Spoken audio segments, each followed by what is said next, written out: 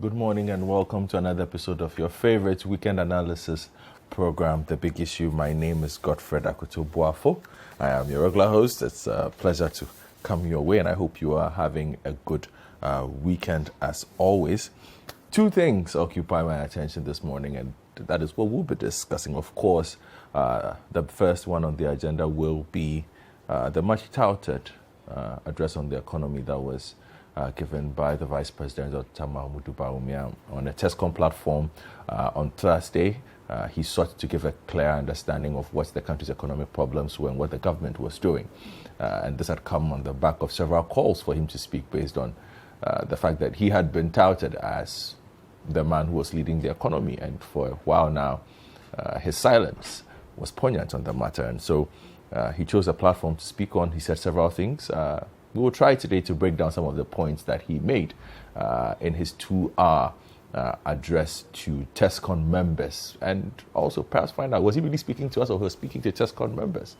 Those are some of the things we'll try and discover whilst breaking down some of the reality of what he spoke about. And then we'll also go to Parliament, which has been very busy these days with court hearings. And the big one this week being 3 MPs referred to the Privileges Committee by the Speaker of Absenteeism. And, well, quite frankly, disagreements on that coming from the minority side of the House. We'll try and also go into a bit of detail on that. So all this and more coming up on The Big Issue till midday.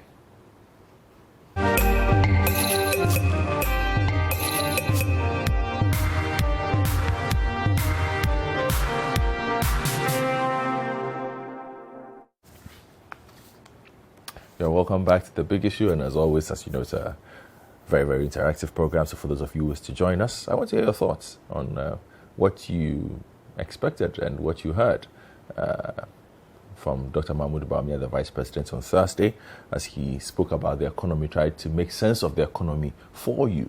Did you leave with a clear understanding? Because he did indicate that by the time he was done, his objective was to give people a clearer understanding of the state of the economy and then explain what the government was doing about the economy. So you can do that via our WhatsApp lines. I have two of them, 0549 986 996, 0549 986 996, and 0550 585832, 0550 585832. You can also reach us via our Twitter handles at City973, at City973 on Twitter. Use the hashtag #TheBigIssue. Hashtag The Big Issue. You can also reach me on my own Twitter handle at East Sportsman. Just type in Godfred Akoto-Boafo at East Sportsman. You can use the same hashtag, The Big Issue, and I will gladly read your comments, questions, queries, anything you might have. Also on Facebook at City973. City973 basically, yes. And then City TV GH. Those are our Facebook pages. So you can go there, share the stream. You can leave your comments as well. And if you do miss out, don't worry. Just go to our YouTube channel. CityTube, CITITUBE, CityTube. Most importantly, subscribe, very important. And then you can catch playback of The Big Issue on CityTube as well, so you do not miss out on anything. Okay, so let's come back in then and begin the conversation. I will be doing this with a myriad of guests, very different panels. We'll have starters, we'll have substitutions, we'll do quite a bit. But what I do promise is that the topics will be addressed properly.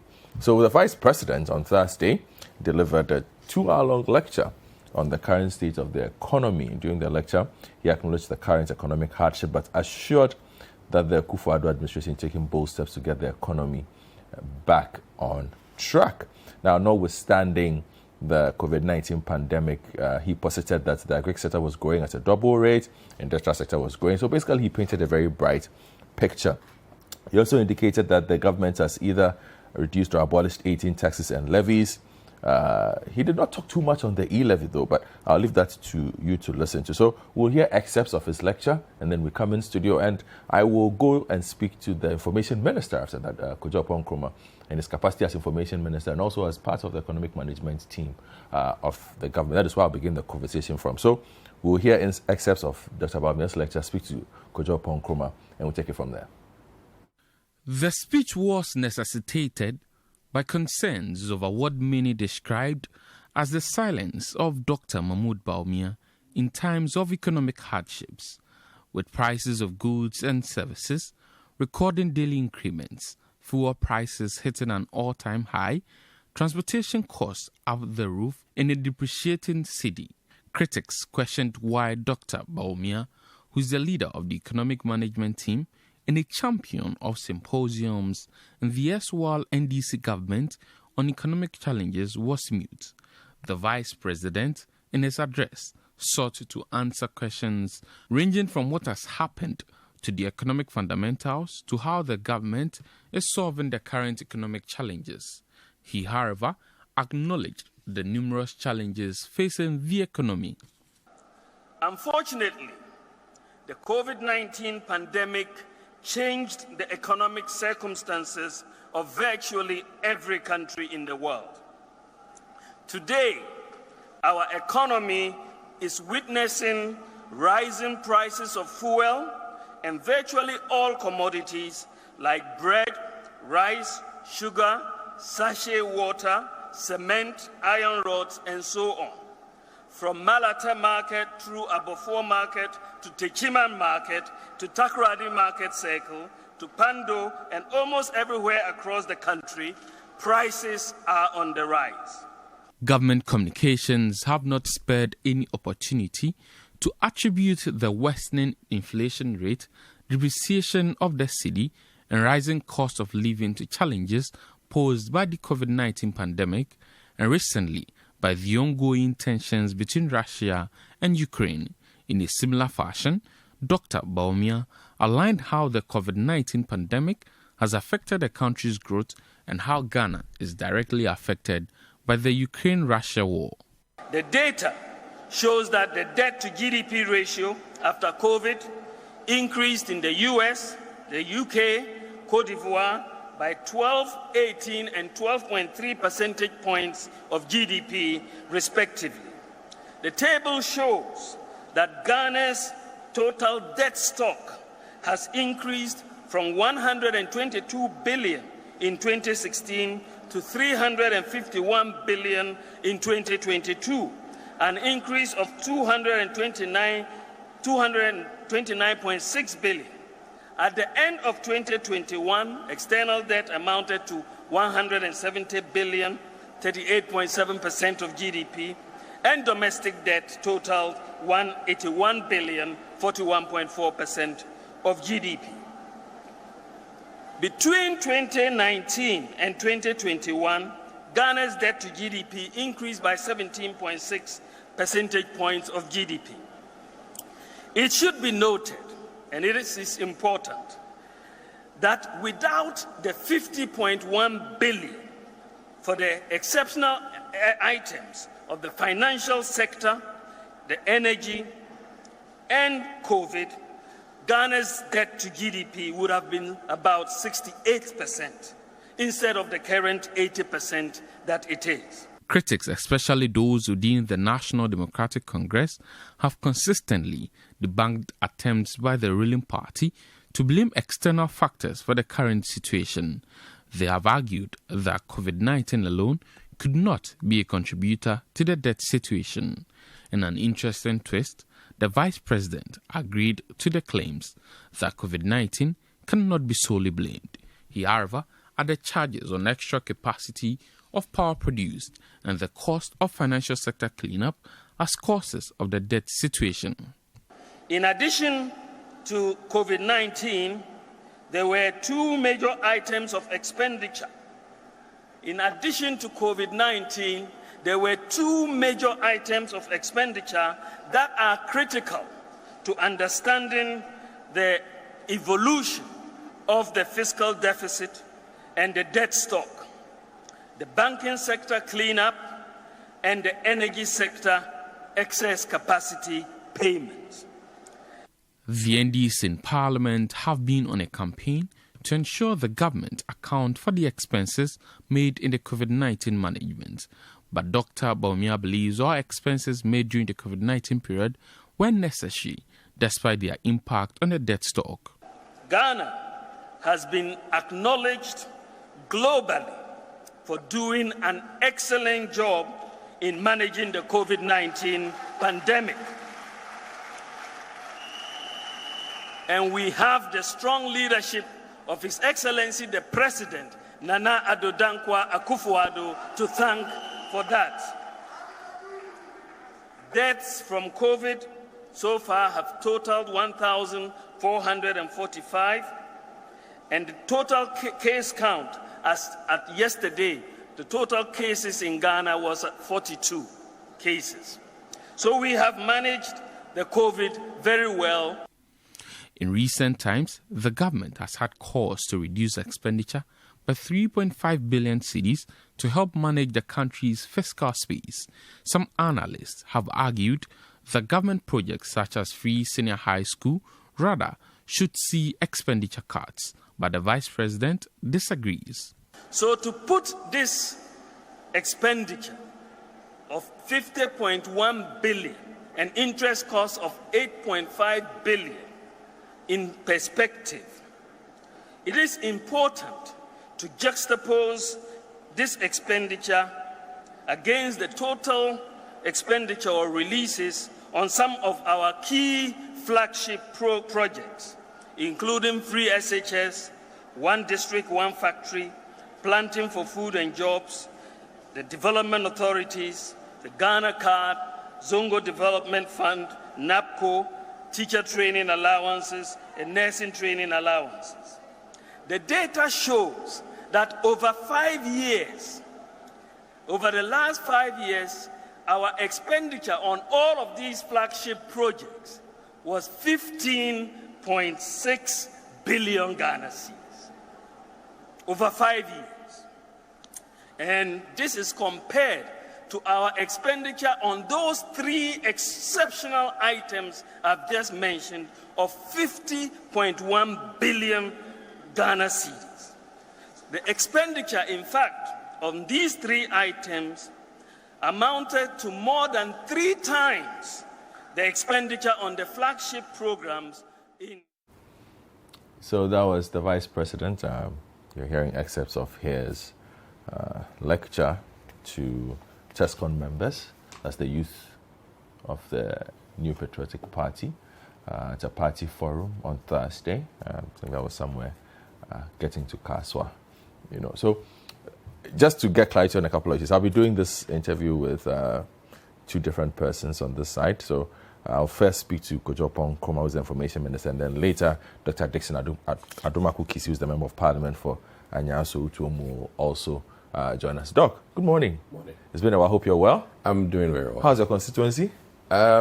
We were under the rains yesterday. Yeah, you guys are victims all the time. And it wasn't easy, but I think we're staying the course and pushing hard to desilt most of our drainage. So I hope your MC is helping in that endeavor. yes, he's on the grounds and also working hard, and he knows our problems. Okay. In fact, he's one municipal chief I don't really have to even inform. He knows our problems. He's, as it is, a very local man. Okay. So he's also working hard. All right. And thank you for joining us on a Saturday. We'll also be joined by Hassan Suhini, Member of Parliament for Tamale North, Dr. Kobi Mensah, he's a political marketing analyst, Dr. Patrick Asuming is an economist, Franklin Kujo, as always, President of Imani Africa, will also join us on this part of the conversation. But let me begin with Kujo Ponkroma, the Information Minister. Kujo, good morning. Kujo, good morning.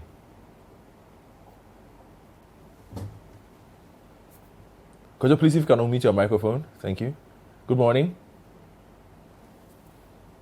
Good morning, Godfrey. How are you? I am well. Thank you for joining us on a weekend. I know you treasure your weekends, considering how busy you are, and particularly how busy this week has been.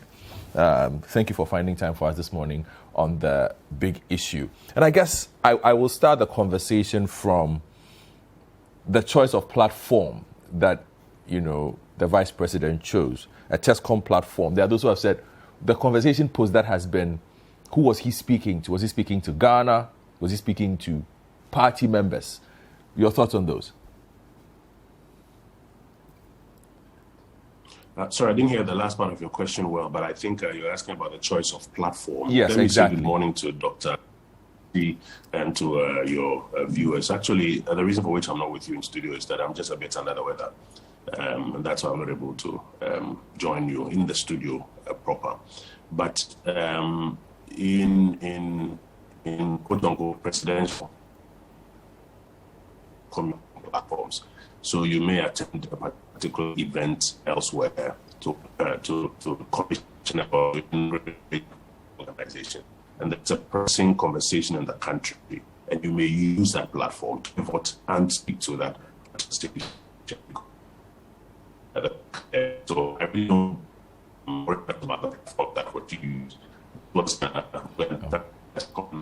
Kojo, I think we'll have to try and find a better connection. Your network is a bit problematic, so we'll work on getting the information minister back so that he can address some of those questions. But just to highlight some of the things that the president, the vice president, spoke about. For those of you, who didn't listen, it was a 129-page presentation, and basically addressed depreciation, looked to address questions of what happened to the economic fundamentals, why are prices of goods and services increasing so fast, why has the city depreciated so fast this year, where is the new economy you promised to build, how the government has tackled corruption, and then he spoke about the economic fundamentals, and that was important because it's one of the sticks that he's normally beaten with on. Okay, so I think I have Kojo Upon come back. So Kojo, thank you very much again for staying with us. I think you heard the first question, so if you can go ahead. Thank you. Yeah, no, I started off by saying that in presidential conversations, you have what we like to describe as a pivoting platform. You may be invited to maybe even commission a plant or to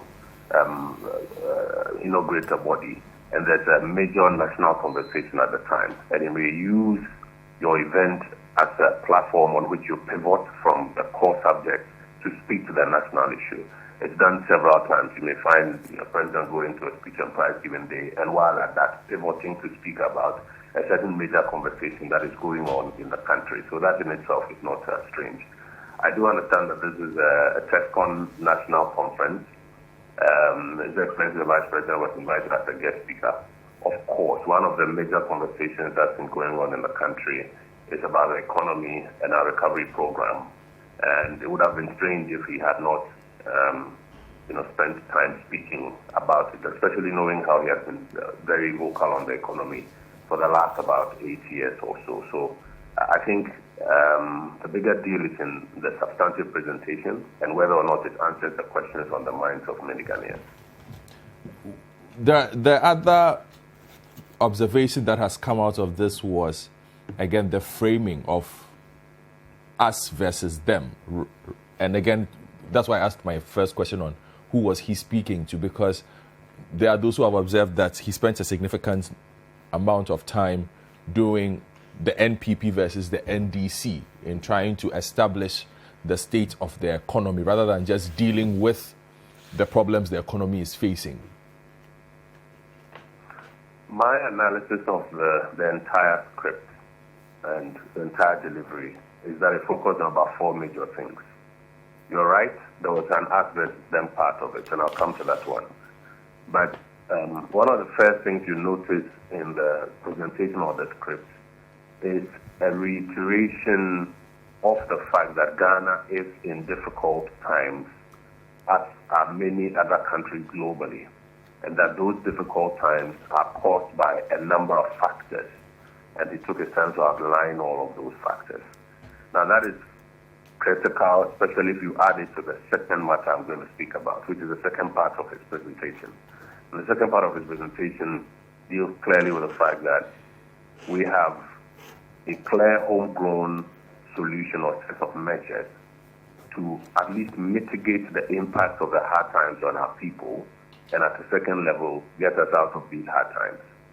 Now, why these first two parts of his presentation are important is because there's been a lot of chatter and accusation that the economic management team on its watch has not handled the economy well and does not have a plan to get us out. And it is important right from the onset, which is what he did in his presentation, to situate the entire conversation in context that, yes, Ghana is having a hard economic time, but those hard economic times are as a result of a number of factors, not necessarily because the economic management team has not been able to handle the needs of the Ghanaian economy. Indeed, very far from that. And two, there's a clear path to mitigate the impact and get us out.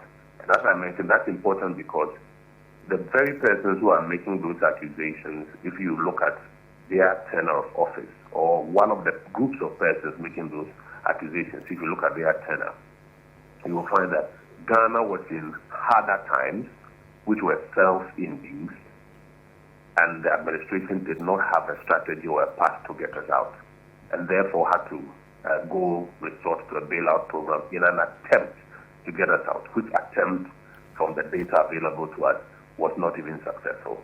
So you find out that in the very beginning, he spends a lot of time reiterating the acknowledgement of the difficulties in which we are, and the clarity of a program to get us out. And then he comes to a third point, which situates the conversation that, but even in these difficulties, if you respond, and of course he was also speaking to an audience made up predominantly of party persons who were there, he makes a point clearly that even in these difficult times, if you compare the result of the difficult times to what we had a few years ago, which was self-induced and which was then laid at the doorstep of the international organizations to bail us out, you will find that today comparatively, though we are in difficult times, today comparatively, many of our indicators are better off than we were at that time. Therefore, if anybody is under the illusion that the opposition party that is one of the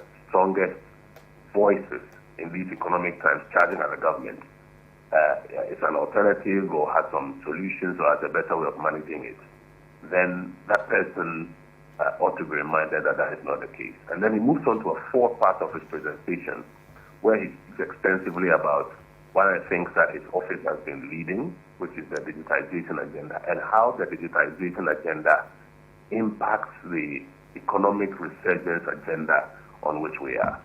So it is fair for somebody to say that, we appear to have spent more time on item 3 than the others, but you will find that all of these 4 items are very well articulated in this presentation. Okay. Now, just a couple of things that I want you to clear for me. He situated the country's economic problems within certain frameworks and then highlighted 3 in particular. So he spoke about the excess energy capacity charges, spoke about COVID, and then spoke about the financial sector cleanup, which basically accounted for 50 billion, if my number is like 50.1 billion Ghana cedis. And I just want you to break a few things down for us. With the excess energy capacity, 17 billion, where can you explain that figure? Over what period? I don't have the benefit of the tables in front of me right now. But okay. Of course, the data that we are speaking about, or the data that deals with our tenure, is from 2017 coming forward. Indeed, I've heard some of our colleagues try to suggest that those figures are not accurate. As for figures, they can be properly interrogated because Ghana has a way of publishing its figures publicly and having those figures analyzed quite clearly between the Controller and Accountant General Department and the Bank of Ghana's summary of fiscal and economic data. You can always do those analyses. I've also heard, I think, for example, the Dean of the Graduate Studies of the UPSA, Professor Mensah Mauto, Professor Seyesi of, I think, IE and Legon, who have had opportunity to look at the data, make it quite clear that the data is credible and that you may have an issue with what you perceive as maybe a changed position, but the data is what it is and it is being spoken to. But I think one of the things, and if I had your introduction, one of the things that needs to be spoken to is the causes of the difficulties in which we are. And there's this attempt to suggest that the goalpost has been shifted and that at first everything appears to be blamed on COVID. And now there's an attempt to bring in capacity charges, etc. I think it should be stated clearly that from 2017 we have been consistent. The Vice President has been consistent in talking about the fact that the excess capacity charges are adding to our borrowing and payment tables extraordinary expenditure items. Talks about the fact that the financial sector bailouts are also adding to our tables extraordinary borrowing and extraordinary spending. And then you have COVID, and then you have Russia, Ukraine also hitting us. And I think the argument he made on Thursday is that if you put all of those together and you net it out of, let's say, what we have directly been responsible for managing, you'll find that the situation is even way, way, way better than what it is today. And I think that's the principle of the argument that he's been making. What I believe somebody who disagrees with that ought to do is to come forward with their data and also do a net out and tell us that when I also net my version of the data out, the situation is probably worse or not significantly different. And when I say net out, I'm not talking about when I net out, I get 0.2% less or more than yours. No, I'm talking about significant deviation from the principle of the argument that the Vice President has been making.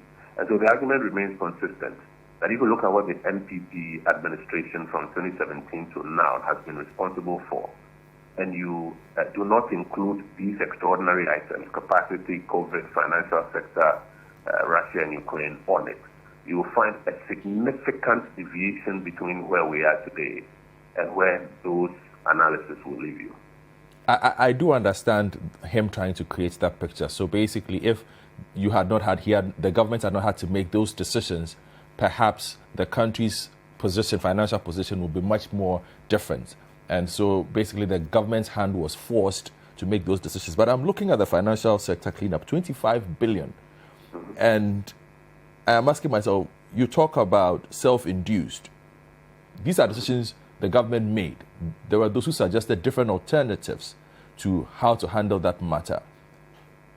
25 billion is a significant amount of money. Absolutely. Considering the size of the GDP of this country. So you should take that blame, should you not? You chose that strategy.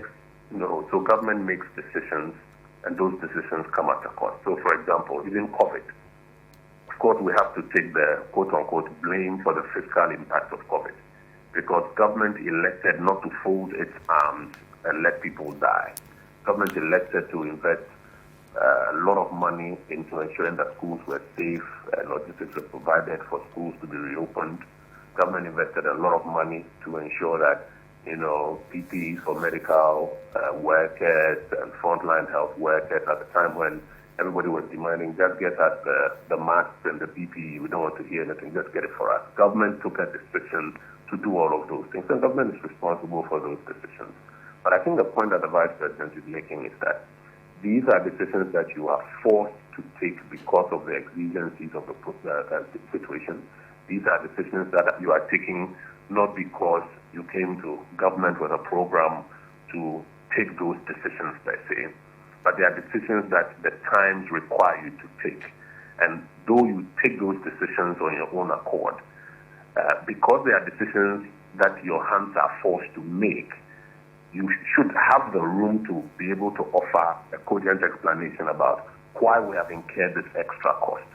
I mean, I'll give you another example. If you look at what is happening in Europe right now, a lot of countries are having to spend a lot of money on defense now, spending a lot of money to restock or to replenish arms and ammunition because they are sending a lot of it to Ukraine to support in the situation that is going there. That's going to cost them a lot of money. They're going to have to borrow a lot of money to be able to do that. Of course, it is their decision to support Ukraine. But that decision, which they are responsible for, will come back and hit their financing tables. They will not run away from the fact that on their watch, their debt levels have risen. But it is important that they explain clearly that their hands were forced by what is happening in Ukraine, the humanitarian situation in Ukraine, and that's why they've had to take those decisions. So back home, financial sector is a clear example. Capacity charges, for example, that we are talking about, which figures I'm sure some of my colleagues would dispute because they've been disputing. These are expense items that we have incurred not because we enjoy it or because it's of our own doing. It's because they are contractual obligations which we find unconscionable and have been working to reduce and have reduced some, but we are compelled to pay those amounts of money. It's a choice you have to make, to pay or to default and get into some more difficulties. And Godfred, I'm sure you recall instances where some of the ITPs have issued bold threats that if we don't get our payment as per the contract by this date, we will cut the power. And the administration makes a determination that no, we will not let the country go into darkness, but that decision will come at a cost based on the contract that has been prior signed. So yes, you are right. These are decisions the administration has been forced to make, and it will impact our debt levels, but it is also important to provide a clear explanation as to why they've been incurred.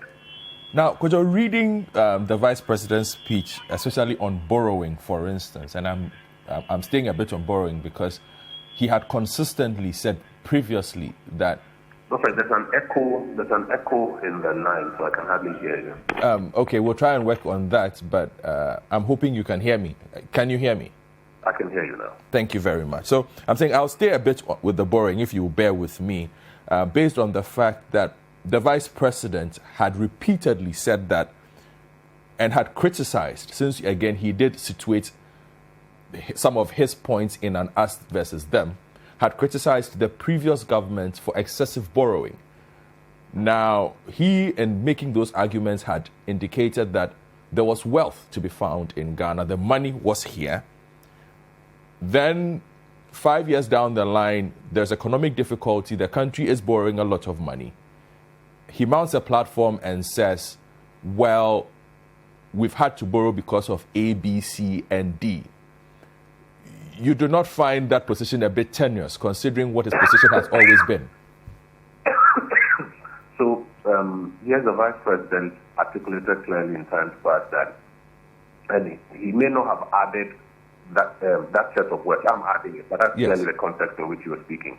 He made the argument some years ago that if there's nothing extraordinary happening, and all you are doing is trying to mobilize revenues to meet your expenditures, normally properly so-called, then what you have to do is to get more creative and innovative on domestic resource mobilization, not just an unbridled attempt to borrow to meet your everyday expenditure items.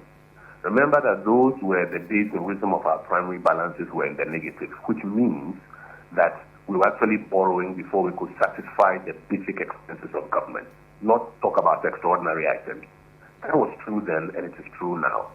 What the Vice President has said today is that, yes, today you have seen some borrowing. And by the way, don't interpret what he said to mean that therefore there's no need to borrow at all, or therefore there's no borrowing at all, because that is the sort of interpretation that some persons have tried to make a very simplistic and put onto his comments. That if you are in an ordinary expenditure program, nothing extraordinary has happened, then you should not be resorting to unbridled borrowing with the view that that's how you're going to grow your economy. You need to look more at domestic resource mobilization to achieve that. Hello? Yeah, Coach, I can hear you. Please continue. Now, as I mentioned, that has been misinterpreted by some to mean that, there'll be no borrowing at all. Because even for liability management, even for meeting liquidity, sometimes you would borrow before your inflow falls due. Companies that are sometimes the most profitable even have overdraft lines, because sometimes there's a difference between the date on which your revenues hit you and when your expenditures are due. So that's not the point. But the point that he was making when you bring it to today is quite clear, that if you do not have any extraordinary expenditure items, yes, you should be looking more towards domestic resource mobilization and getting more innovative and maybe even aggressive there to mobilize revenues to meet your expenditure obligations. What the Vice President has said is that today you have at least about 4 extraordinary expenditure items. I know somebody may not like that and may say, he's making excuses, or the MPP is making excuses. No. But you need to examine and ask yourself, is that true or not? 2012 to 2014, thereabouts, were there any extraordinary expenditure items of this nature? Or were there expenditure difficulties self-induced by the administration? And I think an dispassionate analysis of it will show quite clearly that going to the 2012 elections and the kind of expenditures that were incurred, which were not induced by any of these external factors, brought us into a situation where 2013, 2014, we now could not mobilize enough domestic resources to satisfy the expenses that we had committed ourselves to, and therefore started having a fiscal crisis, which translated into a currency and monetary crisis, and then a broader economic crisis, and then we had to go to the IMF. That is very different from today, where you have a number of extraordinary items, which he has outlined. You've got COVID, which has hit us significantly, and nobody should underestimate the impact of COVID. You have the financial sector cleanup, which is an extraordinary item. In fact, at the point, it became a debate between the minority and us, because even when the IMF came in, the IMF initially said it was so extraordinary that it should be treated below the line. And when the IMF finished their program with that, the minority started raising concerns to reiterate the IMF's point that it should be brought above the line. And our argument was that, but if this was so extraordinary that it should be treated below the line, what I think that it should now be brought above the line? They have the capacity charges scenario, which was the same thing, not an ordinary item, an extraordinary item, which was also being treated below the line by the IMF itself. And then when they finished the program, there was a suggestion that then bring it above the line. So the difference between the two scenarios, somebody may not like it, is the fact clearly that the circumstances during which a government in 2012, 2013, 2014 was resorting to unbridled borrowing without any extraordinary international crisis compelling it to do so, or any set of local extraordinary items compelling it to do so, other than that which it had self-induced, are very different from today's circumstances, where you have all of these international issues hitting you, and you even have domestic issues that your hands are tied to that you have to deal with. And again, I say that while somebody may not be happy about it, because it may come across as, you said this then and you said that now, it's a very simple way to look at it. Look beneath the argument and look at the supporting pillars and ask yourself, is it true or not? Okay, now let me just ask the last round of questions on this, because I know you have to go and do other things, but it was also quite, it could not be missed, the e-levy question, but he missed it. What was the question? No, I'm saying because everybody was expecting him to talk about the e-levy in much more detail than so the single mention of it. So the question is, how much detail did he provide on it? Well, if you look at it, Kojo, one would say he kind of avoided it. No, he didn't. So first of all, he mentioned it as part of and I told you he spoke about four things. He spoke about the measures that we are taking to mitigate the impact and get us out of the current situation in which we are. And within that context, he spoke about the EV. I think it's true that a lot of people were expecting him to give a very detailed set of comments on the electronic transactions levy for two reasons. One, because he has been the champion of digitization in this country. And I think that is commendable. He's been one of the very first and strong voices on digitization and its impact and why we should digitize a lot more. Indeed, the fourth part of his presentation was extensively about digitization. So if a digital sphere is now attracting a levy, a lot of people were expecting him to do a connection between the two. And then secondly, he had also been on record on talking about the fact that Momo in general, we should be careful about taxing it because a lot of poor people use it. And that if you tax Momo, you'll be taxing the poor. Governor, I think that these are the two main reasons for which people were expecting a very elaborate set of remarks from him on the subject of the electronic levy. Am I right? Not necessarily so, but considering that of the measures that are being taken by government, the e-levy is perhaps the most significant of them all. It could not be simply worth just a mention on such a platform with such timing. Significance is a matter we may debate because there are monetary policy measures, some of which are most significant in arresting the slide of the currency. There are some of the fiscal measures, some of which are quite draconian. 20% plus tax in expenditures, in my view, are a lot more significant than 6-point-something billion, which may not all be achieved because of the delays we have had. So the debate on significance, I won't want to go into that one.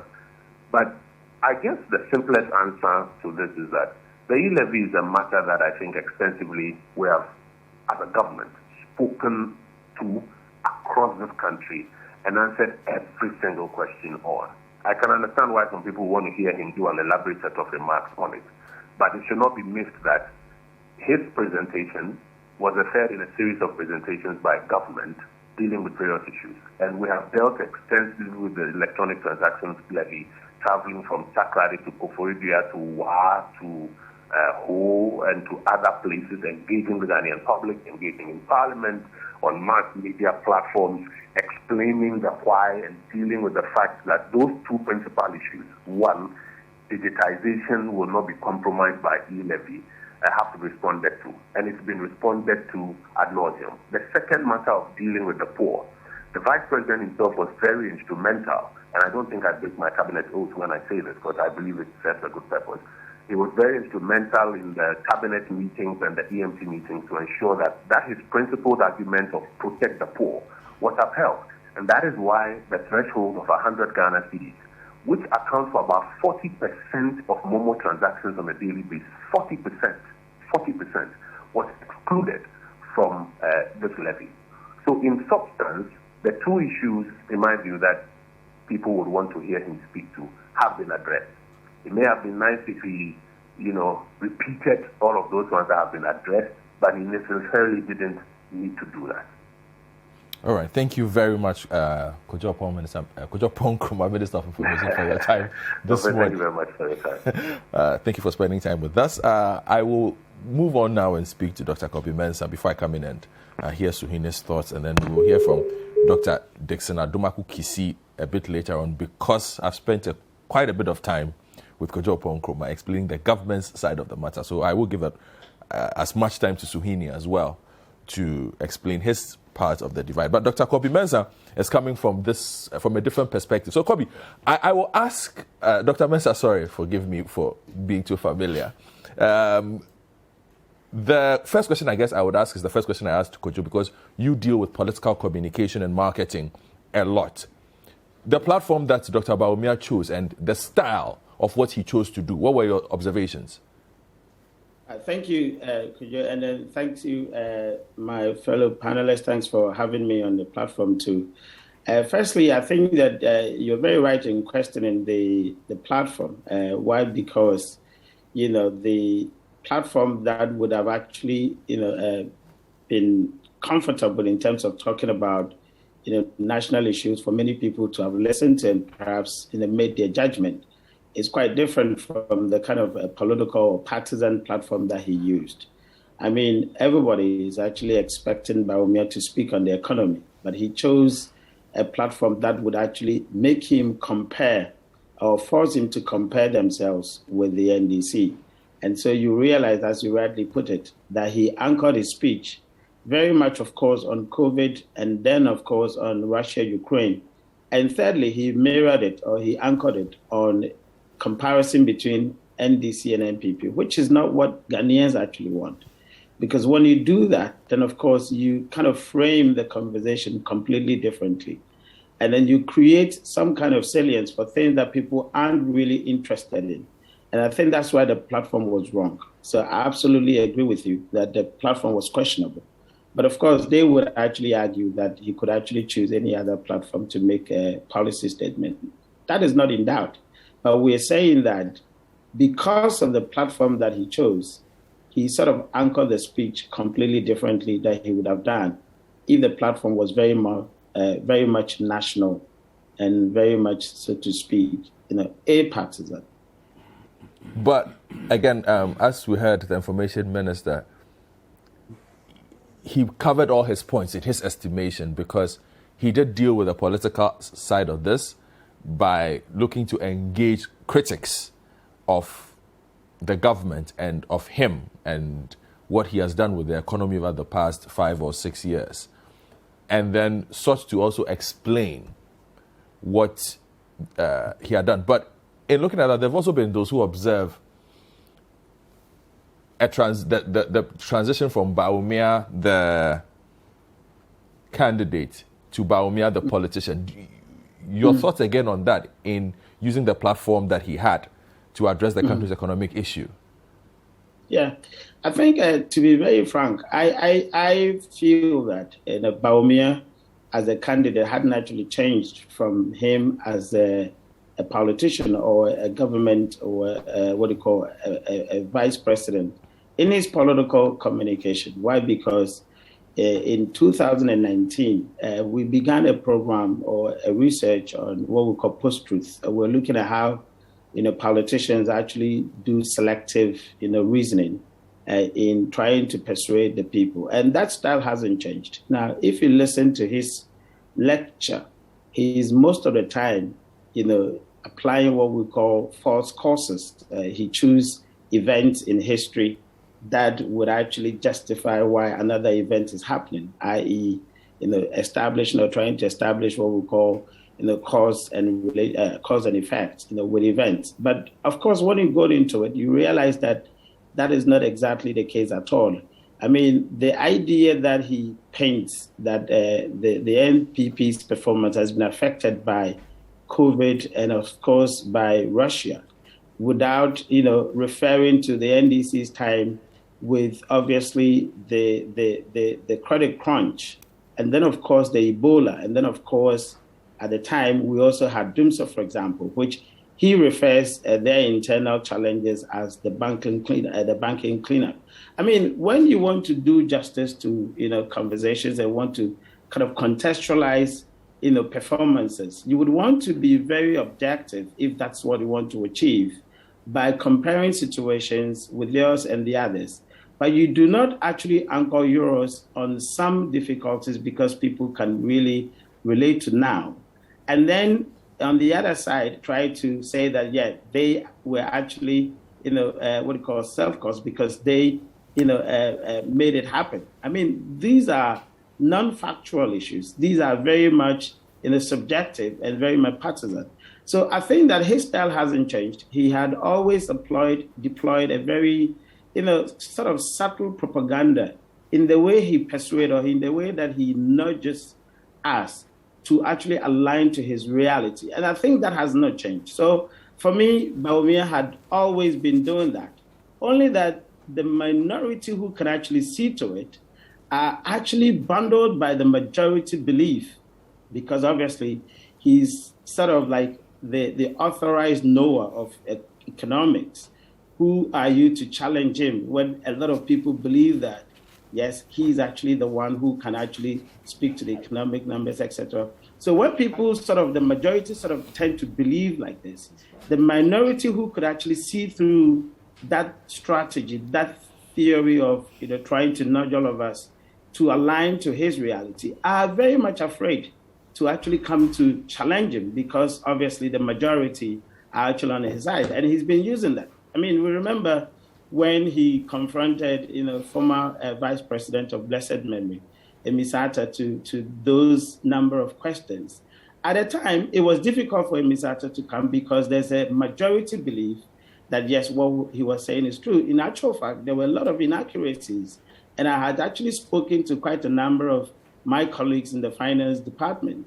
And quite a lot of people have recognized and agreed that indeed he picked and chose, his facts to present as facts to us. And a lot of people were aligned to it. Now, in that case, it was difficult for Emisata to come and respond because obviously there's a dominant truth out there, which aren't necessarily true.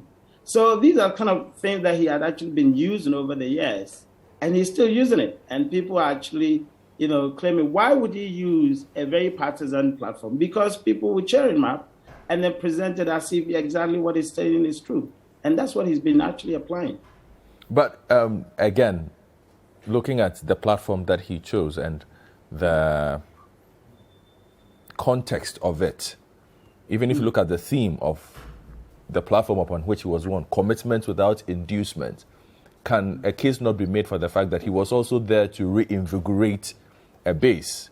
And for that to happen, the message has to go in a certain way. So a situation where he's torn between reinvigorating a base and giving them a message to use and then addressing a nation. how does that one place that weight? Absolutely. I mean, you actually present the picture very rightly. That's exactly why we thought that was the wrong platform, because that was a propaganda platform. I mean, the fact is that majority of Ghanaians wanting to hear from you, your perspective, because we know you on E-level. We know your position on the economy. We know what you have said in the past about the economy, and we know what we are experiencing now. So if you want to respond to those, concerns or those, issues, then of course you don't do it within a base, or you don't do it on a base platform. I know that, what happened there was about him trying to, launch, so to speak, the competition. Obviously he's actually facing internal competition going forward with their their primaries. So one way or the other is to rekindle his base, to galvanize his base, to mobilize them to be seen as the best or the fitting candidate for the party. But that's completely different, object, from a nation that is actually looking forward to answers, having said so many things in the past. So there's a nation that is actually expecting you to do that, but you rather chose a platform that can catapult you to the leadership. That was completely wrong. So I think that it was a propaganda, that was somehow, fused into a certain objectivity of a narrative that couldn't actually come.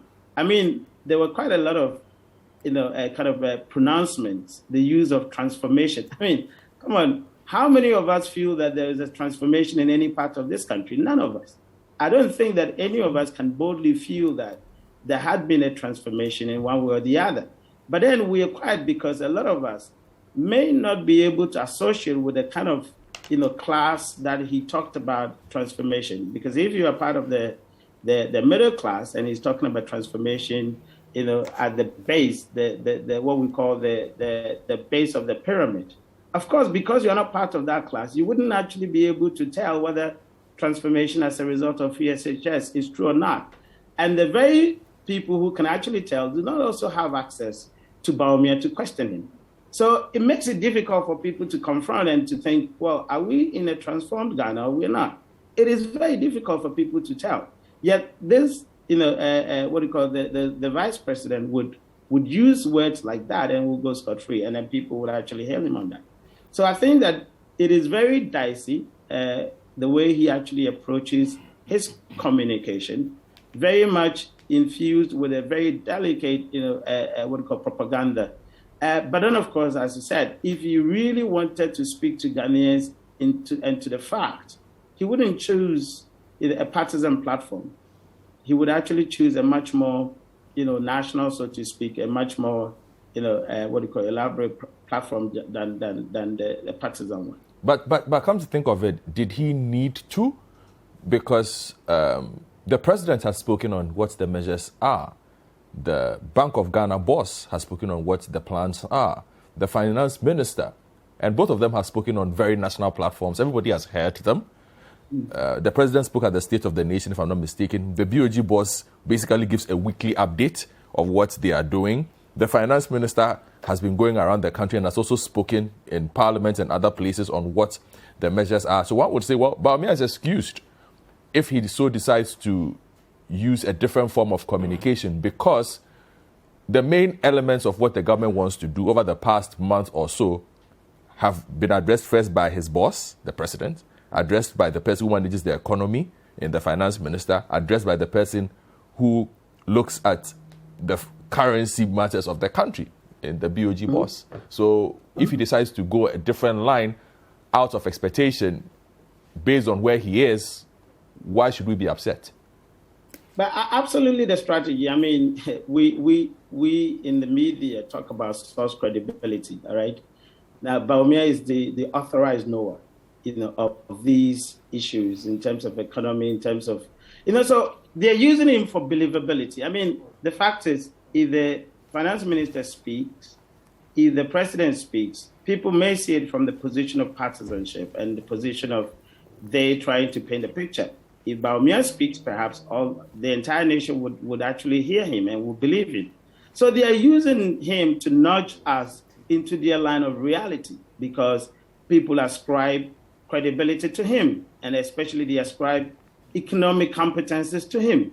So he would come up to say things that already had been said by the finance minister, by the president, but with the idea that because he has that kind of source credibility, we would believe that we wouldn't have, for the president or for the minister for finance.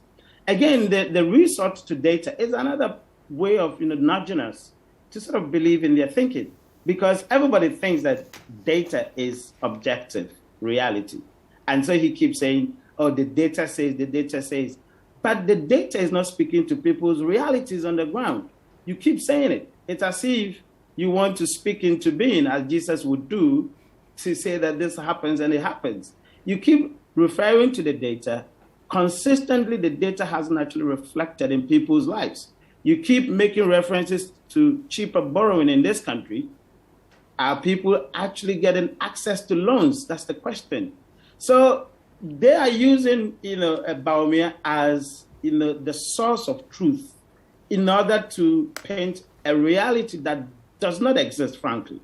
So for me, yes, there was no need for him to speak because finance minister has spoken, the president has spoken.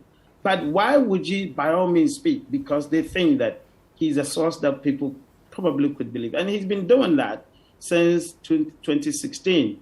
That's the source of authority in terms of economic matters. That's the source of the middle classes, information. So Bawumia speaks, and that's it. Everybody must believe it. All right. Thank you very much, Dr. Kobi-Mensah, for your thoughts on this matter. Thank you for having me. Yes.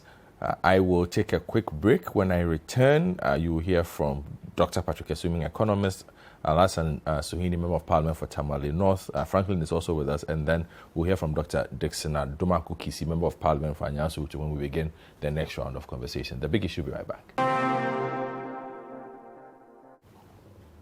Welcome back to The Big Issue on CCTV and also on City 973 on radio. My name is Godfred Akoto-Boafo, discussing the Vice President's lecture on the economy on Thursday, where he raised quite a few issues, spoke about the fact that, yes, he did admit that there had been significant borrowing, but said the borrowing had been done within a certain context, spoke about measures that the government had put in place to handle the economic difficulties, blamed the Ukraine conflict, COVID as well, and spoke about digitalization significantly. In fact, I think the last 20 minutes of his entire presentation, if you look at the presentation from page 80 to page 109, deals with digitalization.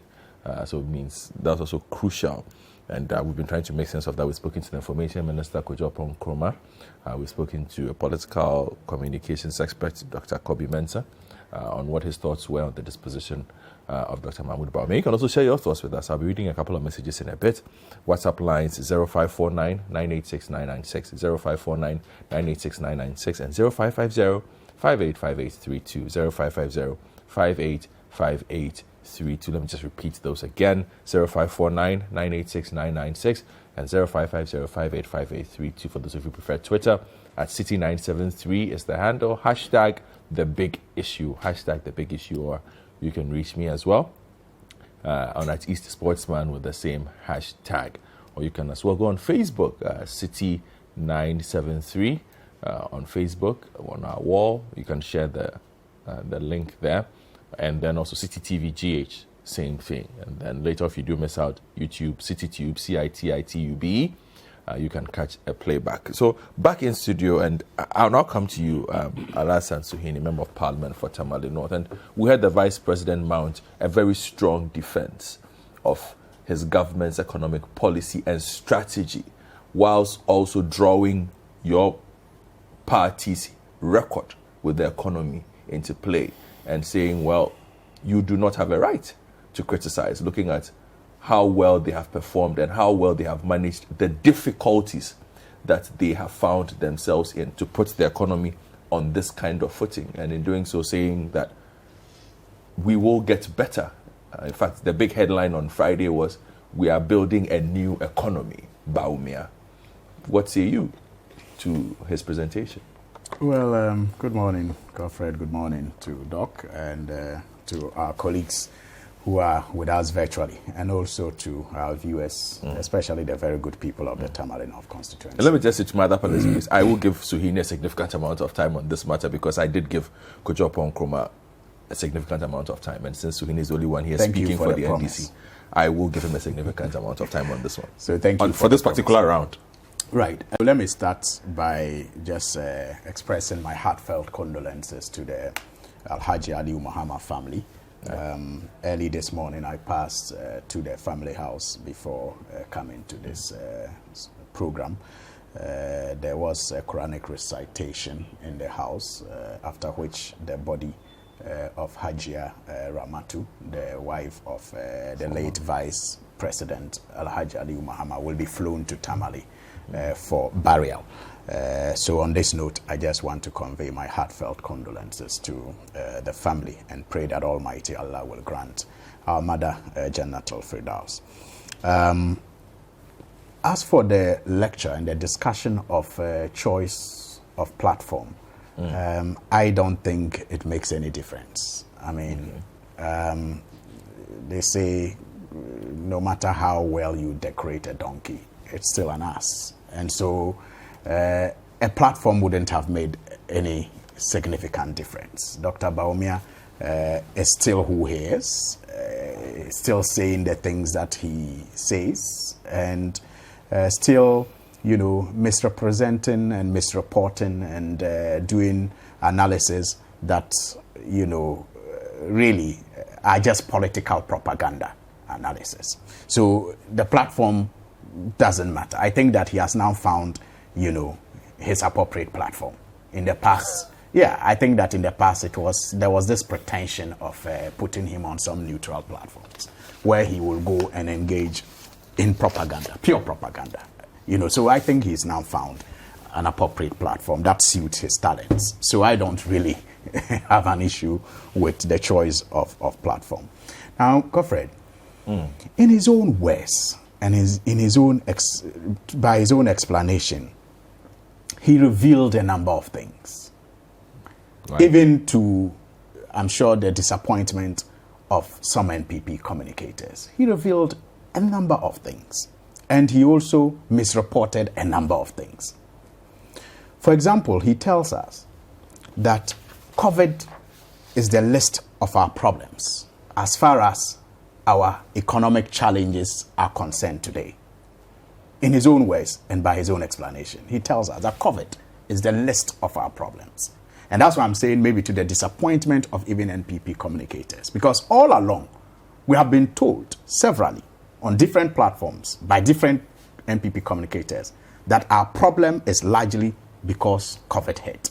The Vice President tells us that when you look at the financial sector cleanup, the cost was 25 billion Ghana cedis. Yes, you look at the excess capacity that he claims is one of the problems that they are having to deal with, 17 billion Ghana cedis. Then he says COVID-19 pandemic contributes to 8.1 billion to our deficit. 8.1. So in his presentation and his analysis, he identifies three problems, three major problems. Yes. Financial sector cleanup, excess capacity, and COVID. And COVID, per the figures, is the list of our problems. Not the list of the problems. The three main problems. The three main problems that he identified. Yes, it is. COVID so it is not the is list, the list of the problems. No, the COVID. He identified three main problems, which included COVID. Yes. But of the three, COVID is the list. Per the figures. I mean, I don't know if you want me to go over it again. No. The figures he says that, I'm just saying, is the context within which you are trying to situate it. No, Godfred. He says that we have a 50.1 billion problem, which includes COVID. A 50.1 billion Ghana cedis problem. And that problem, that 50.1 billion Ghana cedis, is as a result of COVID, excess capacity charges, and financial sector cleanup. Yes. Three problems. Yes. And I'm saying that if you look at the financial sector cleanup, 25. The problem is a 25 billion problem. The excess capacity charges, according to him, the problem is a 17 billion problem. The COVID problem is an 8 billion problem. But then there are other problems too. I'm talking about the 50 billion problem he identified. Okay, go on. And so when you total it, it's a 50 billion problem. And I'm saying that to the disappointment of MPP communicators, clearly, he has, by this assertion and analysis, shown that COVID is the least of our problems to deal with as far as our deficit, situation is concerned. And he makes another interesting revelation, that without the 50 billion problem, our debt to GDP would have been 69%. Currently, we are doing over 80% debt to GDP, around 80%. But he says that without that 50 billion, our debt to GDP would have been what? 69%. Now let's look at the components of that 50 billion problem, which has, in his own estimation, catapulted our debt to GDP to about 80%. Who do we hold responsible for that 50 billion problem? Let's look at the issues that he raises with that 50 billion problem. He talks about, for example, the biggest one, the financial sector bailout. Yes. Which is about 25 billion. Now, clearly, this was a government reckless decision to collapse banks that had problems. The approach that they used was not the only approach available to them. But perhaps the most prudent. If it were the most prudent, we wouldn't have had a situation where we are using 25 billion, Ghana cedis to save 9 banks that only required 5 billion to be saved. To collapse nine banks, that required 5 billion to be saved. We needed 5 billion, according to the experts, 5 billion Ghana cedis to save these banks. The government thought that 5 billion was too much to save those banks, and so used an approach that led to the collapse of these banks, leading to job losses, and now turns back to tell us that the cost of that collapse is 25 billion Ghana cedis. Who does that? Who uses 25 billion to solve a problem, or to claim to be solving a problem that could have been solved with 5 billion?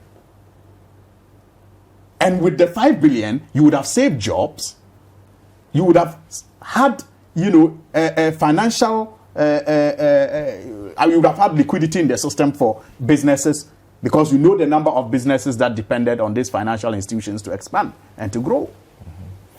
With 5 billion, you would have saved a lot of jobs. So clearly, when you listen to him and he says that without the 50 billion, our debt to GDP would have been 69% and not the 80% that we are currently dealing with. And the biggest contributor to the 50 billion is the financial sector bailout, which is about 25 billion. And the analysts pointing to the fact that we could have solved that financial sector problem with 5 billion, then clearly it drives home the point that the government used a wrong approach in dealing with the banking sector crisis. And that is why we are having to, pay for it dearly as a country.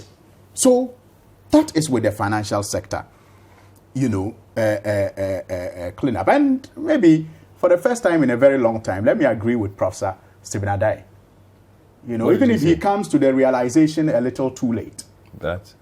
That our biggest problems, as far as our economy is concerned, was with the, approach of government in dealing with the financial sector crisis.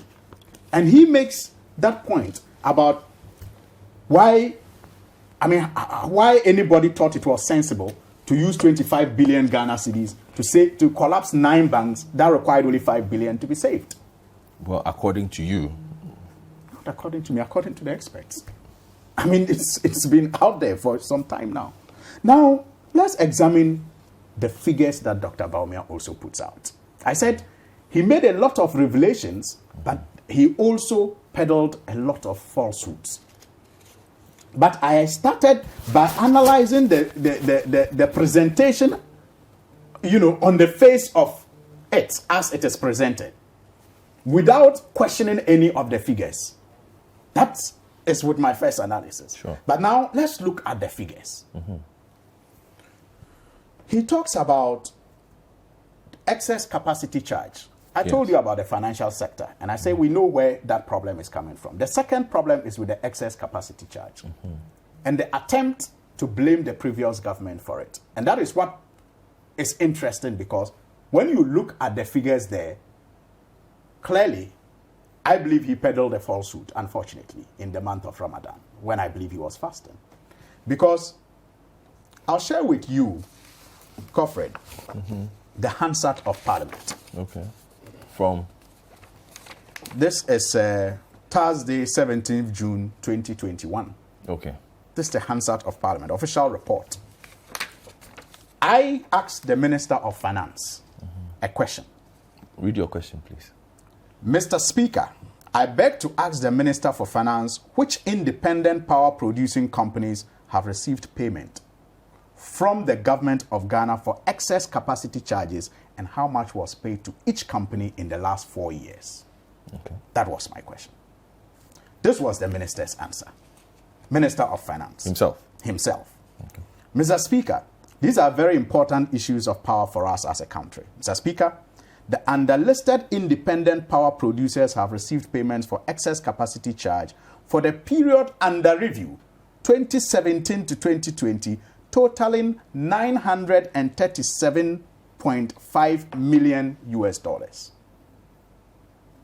Totaling $937.5 million in 4 years. In 4 years. Dr. Bawumia claims that we pay $1 billion annually, a year, in his presentation. That is clearly false. That is a palpable lie. He, by his assertion, is saying that we paid $4 billion in the last 4 years. $4 billion US.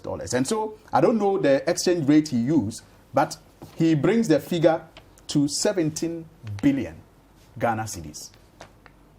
Now, if you... Perhaps, is that not the size of the hole that they are in, rather than how much they have paid? No, they're talking about deficit. You're talking about how much you've paid. I was talking about how much we pay, and that this is the amount we pay to independent power producers. And his figure is 17 billion. And I'm saying the finance minister tells us that in the last 4 years, we have paid less than, $1 billion to these independent power producers. Dollars, you mean? Dollars. But if you convert it, it doesn't come anywhere near the 17 billion. 4 or 5 billion. Yeah, it doesn't come anywhere near the 17 billion. Now, he even goes ahead to list the companies that benefited from these payments. AXA, Car Power, Send Power, and all of that. Now, if you do the calculation, in fact, my follow-up question, I had a follow-up question. And I said, the Speaker, the Honorable Minister's answer is in the form of a range, a period under review, 2017 to 2020. Will the Minister be kind enough to break it down to how much we paid for each year? I asked for that. And then he gives us the answer. Mr. Speaker, the amount, as I stated, from 2017 to 2020 totals 937.5 million. The breakdown is as follows. AXA, 2017, he gives the figure. 2018, he gave the figure. 2020, he gives the figure. 2019, he gives the figure. It's all here. I just don't want to waste our time, but it's all here. Now, I have taken the pains to do the calculation. So the annual payment is 2017, 101 million. 2018, 168 million. 2019, 360.8 million. 2020 is 306 million. So in no year have we paid close to $1 billion US. Not even half of $1 billion US. In no year in the last 4 years. So that lie has to be settled. And I asked this question because many government communicators had peddled this falsehood around for far too long. And I thought there was a need to put the record straight and to settle the matter once and for all. And that's why I asked this question. So I even went ahead in my second, question, supplementary question, to ask the Minister of Finance to determine for us the number of megawatts that was determined to be in excess for which we had to pay 937 million US dollars for. And interestingly, Godfred, the Minister of Finance said he didn't have the number of megawatts. And you know why that is interesting? That's like buying a peck in a poke. Because how did you arrive at the 937 million being what you owe for excess capacity that you don't know? The minister in his answer, it's right here. I can read it. I will be, Mr. Speaker, I think the House will be grateful if the minister is able to give us no, this was after he said he didn't have it. Mr. Speaker, will the Honourable Minister be kind to also let us know the quantity of megawatts determined to be excess for which these payments were made? Then his answer. Mr. Speaker, I think it's a legitimate question. Only I am not prepared for it. And so we can bring that to the House, or he could ask another question so that we come to the House and answer. I think you know that the power area, is a crucial area for all of us, and we need to understand that we have been going through negotiations to bring this. Then I followed up to ask the time frame within which this will come. He said he didn't know. So how did you arrive at the conclusion that this is how much power was produced, which was in excess, for which you were paying $937 million to them? That, right, for me, it's interesting. All right. Now, let's move on. Now, another figure that is of interest to me is the claim that government spent 472 million Ghana cedis on 1D1F. Godfred, again, the facts don't support that. Dr. Bawumia talked about the total, cost of flagship programs. And he makes an interesting revelation there also. He says that interest payment on the banking sector covered and excess capacity amounted to 8.7 billion annually. And then he says the total flagship, the investments that they have done for their flagship programs, Free SHS, NAPCO, 1D1F, that all of that came to 15 billion Ghana cedis in the last 5 years. Yes. Now what that means is that not even the principal, but the interest that we pay on the COVID loans, and then the banking financial sector, the interest that we pay, according to him, is 8.7 billion annually. If you put the figure together, that's 43.5 billion. Far in excess of how much we have invested in even what we call flagship program. Then maybe the interest payment should be the flagship program of government. Yeah, the interest payment should be the flagship program of government. Because even in the last 5 years, we have paid 15 billion, or we have used 15 billion to promote these flagship programs. But in his own admission, he says that we pay interest, on COVID loans and banking sector loans to the tune of 43.5 billion. That should be our flagship, our government flagship program, and not these Free SHS and others. But the figure that he allocates to 1D1F in that presentation is what I find strange and wrong. The 1D... Strange or wrong? I believe it's wrong because I believe the Minister of Trade more. What did he say? I also believe the Minister of Trade because he was speaking in Parliament. Okay, what did he say? Unlike Bawumia, who was speaking on a political platform. Okay. Bawumia claims we have spent 472 million Ghana cedis. Again, this is of interest to me because this was a question filed by the Honourable Member of Parliament for Tamale Central, Ibrahim Mohamed Mutala. But on the day in question, he was not on the floor. So I had his mandate to ask the Minister of Trade this question. And this was the question, Godfred. Alhaji Suhini A. Saibo, on behalf of Mr. Mutala Ibrahim, NDC Tamale North. That is the hands out of Parliament. Mr. Speaker, I beg to ask the Honourable Minister of Trade and Industry the number of factories set up in the last 4 years under the One District, One Factory program, and how much government spent for their establishment. That was the question. Note you have 6 minutes more. Okay. So then I will not read the whole answer. I'll just read the relevant portion. He says, Mr. Speaker, since the start of the program, government has successfully mobilized loans for 1D, 1F companies from the participating financial institutions totaling an amount of 2.69 billion. That they have mobilized loans for these companies from financial institutions. So this is not from government. The 2.69 billion is not from government. It is the loans that they have mobilized from the participating financial institutions. But then he says that this amount has been leveraged through disbursements of an amount of 260.9 million Ghana cedis by government as subsidy to de-risk loans and support interest payment for beneficiary 1D, 1F companies and projects.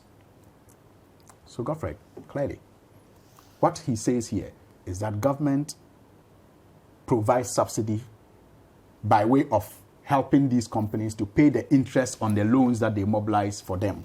And the total expenditure to government, or the total cost to government, is 260.9 million Ghana cedis. This is also from last year? This year. This was actually February.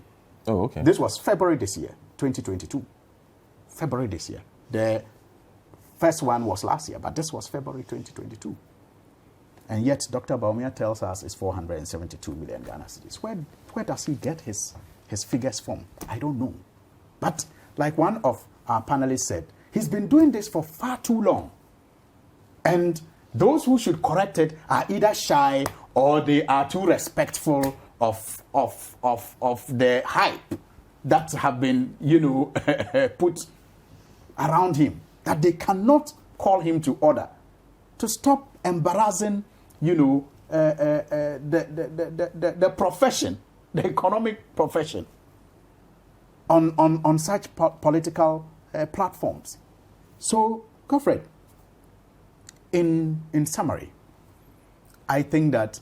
But before you do the summary, let me just read an opinion for you, because again, on the banking sector cleanup, you and I had a bit of a situation on that, and a thought comes in that says, again, you need to explain your source on the 5 billion one. And he says, remember, the minimum capital for operating banks was moved upwards from what they were, from 120 million Ghana cedis to 400 million recapitalization, which meant more money was required to be in operation. So Omnibank and IB and others were given extra capital through GATT so that they could avoid going under.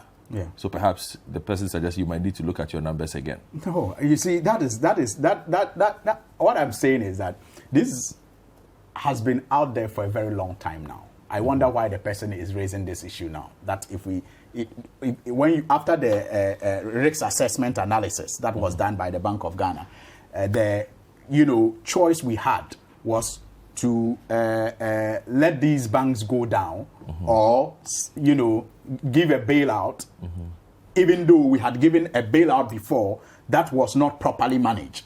But it did not mean that the choice of a bailout was shut. It was still open to maybe in the past, if it didn't go well, it's because regulation and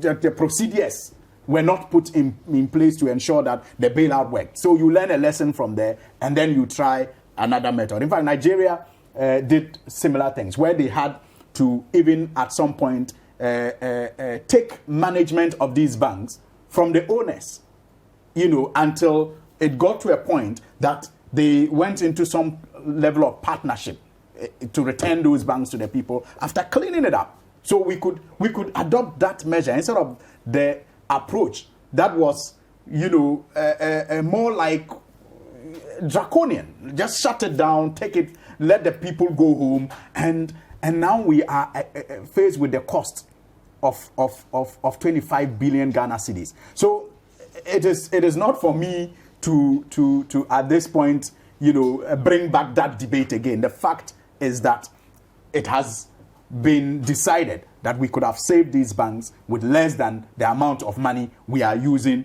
as an excuse for the problems that we have found ourselves in. And that is why I think that it is self-inflicted. If we identify the financial sector cleanup as a problem that we are dealing with currently in our economy, we must admit that that was not the only choice we had, but we made that choice, and so it is self-inflicted, and we shouldn't blame anybody, and that was the government's choice. So I'm saying that Dr. Bawumia and his advisors clearly have not read the mood of the town.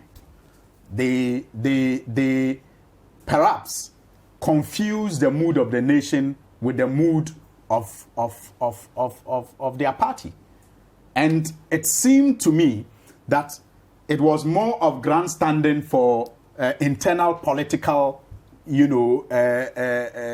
takeover than speaking to the expectations of the ordinary Ghanaian that expected so much from this government. They simply did not realize that what the people wanted to know was how come they are having to mobilize more cedis now to pay for $1 when they were told that it was too much paying 4 cedis for $1. But he did address the depreciation question. But I'm saying, did it answer the worry of the market woman who is having to mobilize 7 or 8 cedis now to get $1?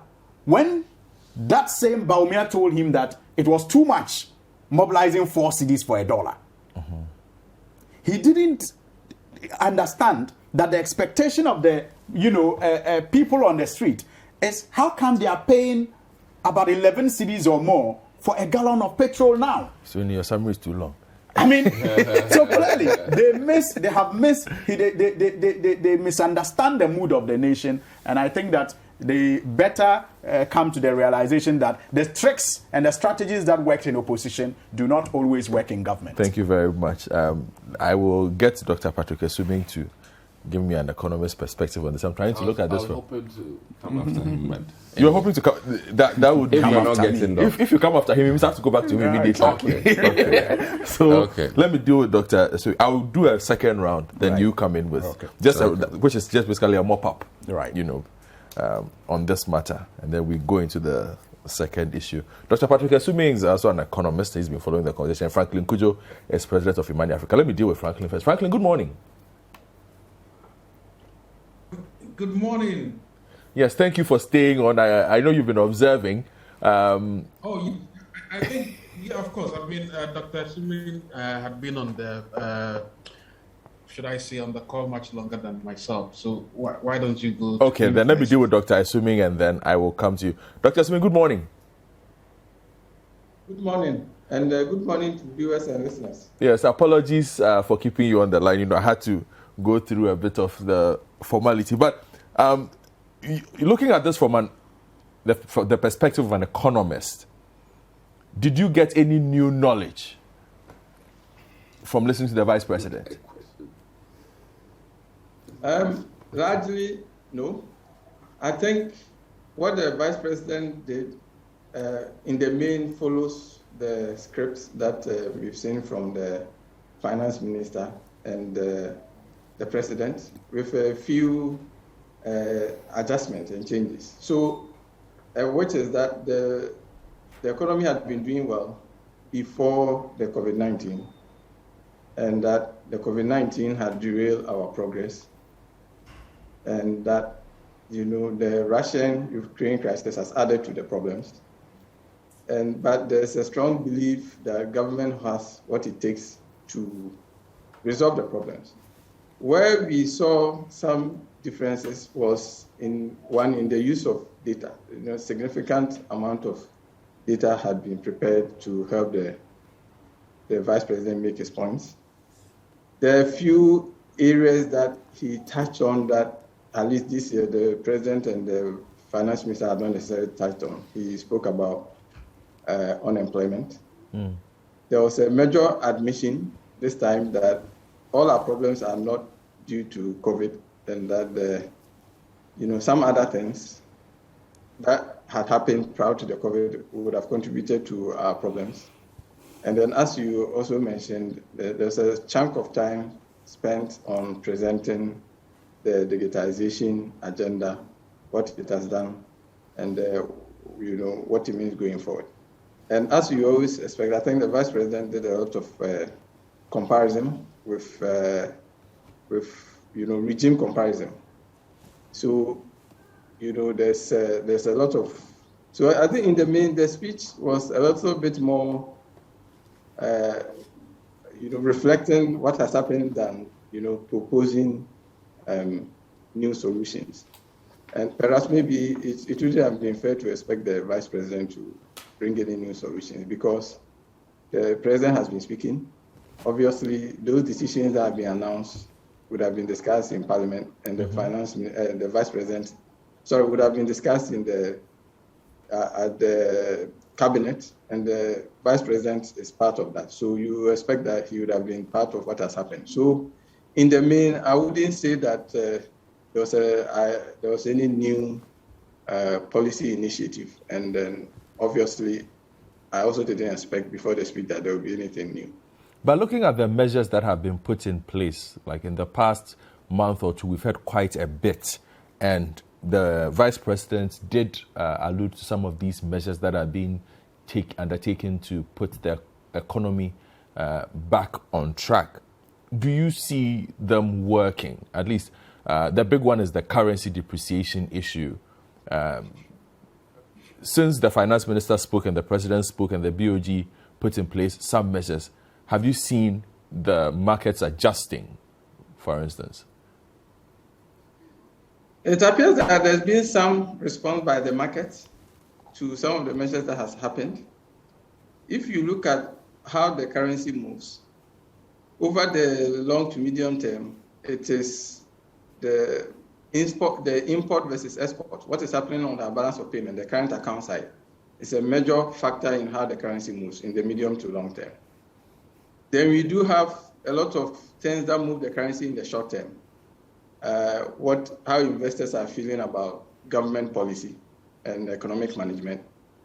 And then when we get short-term inflows from either a syndicated loan or we do an Eurobond, or any unusual inflows or outflows that might affect the currency. And then we also do have the seasonality in terms of what happens in the period leading to Christmas, the importation, and then in the period after Christmas, having to pay back some things on credit, and also corporations repatriating their profit. So all of those are there. I think the measures that have been put in place right now mostly should address the issues about the government's management of the economy, the management or mismanagement of the economy.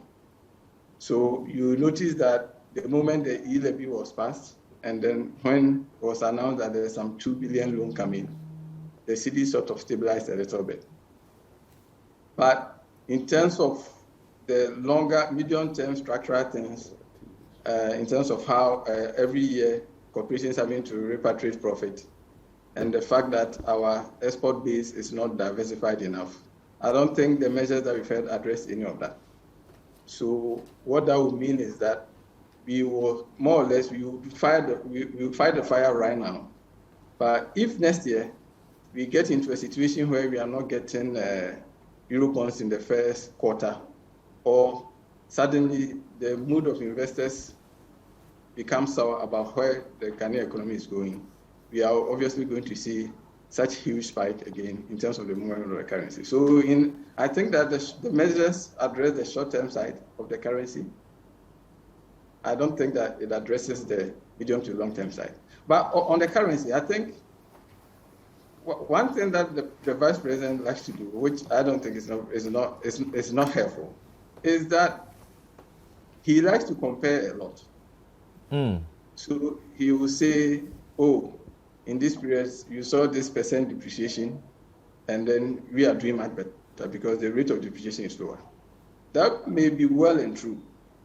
But what the Vice President has to understand is that if I run a business, if the cedi depreciates 20% at an exchange of 3 cedis to $1, its impact may not be as high as if the cedi depreciates only 10% at 7 cedis to $1. Exactly. So in terms of somebody running a business, that kind of information that, the cedi is depreciating less than it used to, is not very helpful.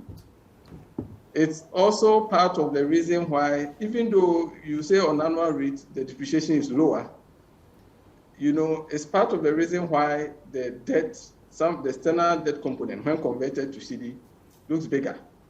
So if you look at all the borrowings that we've done and you put them together and the other domestic thing that has happened, you still shouldn't have had the debt going up over almost 220 billion.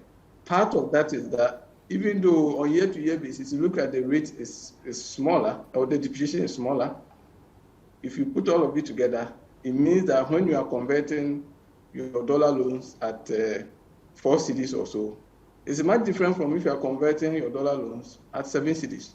So it's okay. The vice president will always tell us, oh, the rate of depreciation is lower and lower, but I don't think it doesn't really tell the full picture of how ordinary businesses and ordinary Ghanaians feel the impact of the depreciation currency. Now, finally, just before I move to Franklin on you, I noticed something that was interesting, and I don't know if you noticed the same thing. His on unemployment, which was a significant line item, his use of the World Bank and ILO estimates. There are those who say normally those are for academic purposes, and many were also wondering why he chose not to use the Ghana Statistical Service data from the just completed census, which puts it at 13% and or so. Yeah, I think that I was quite surprised that he even ended at 2020. I think, so first of all, we don't generate the unemployment numbers as regularly as we could. So obviously, if he was using the Ghana Statistical Service, he only have fewer points. But I think for me, the bigger problem with reporting those unemployment numbers is that the structure of the economy that we have, the weakness in the labor market and the problem with creating jobs will not necessarily reflect in the headline unemployment number.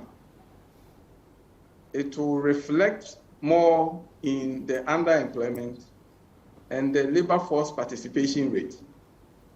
So, because the unemployment as calculated is very easy, it takes very little for someone to be classified as employed, but it takes a lot before you be classified as unemployed.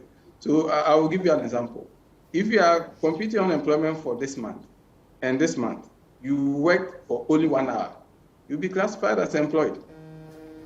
On the other hand, if this month you didn't have job, but maybe you've been searching for a job for a long time and you haven't found a job, and you drop out, you are no longer searching, you will not be classified as unemployed. You have exited the labor market.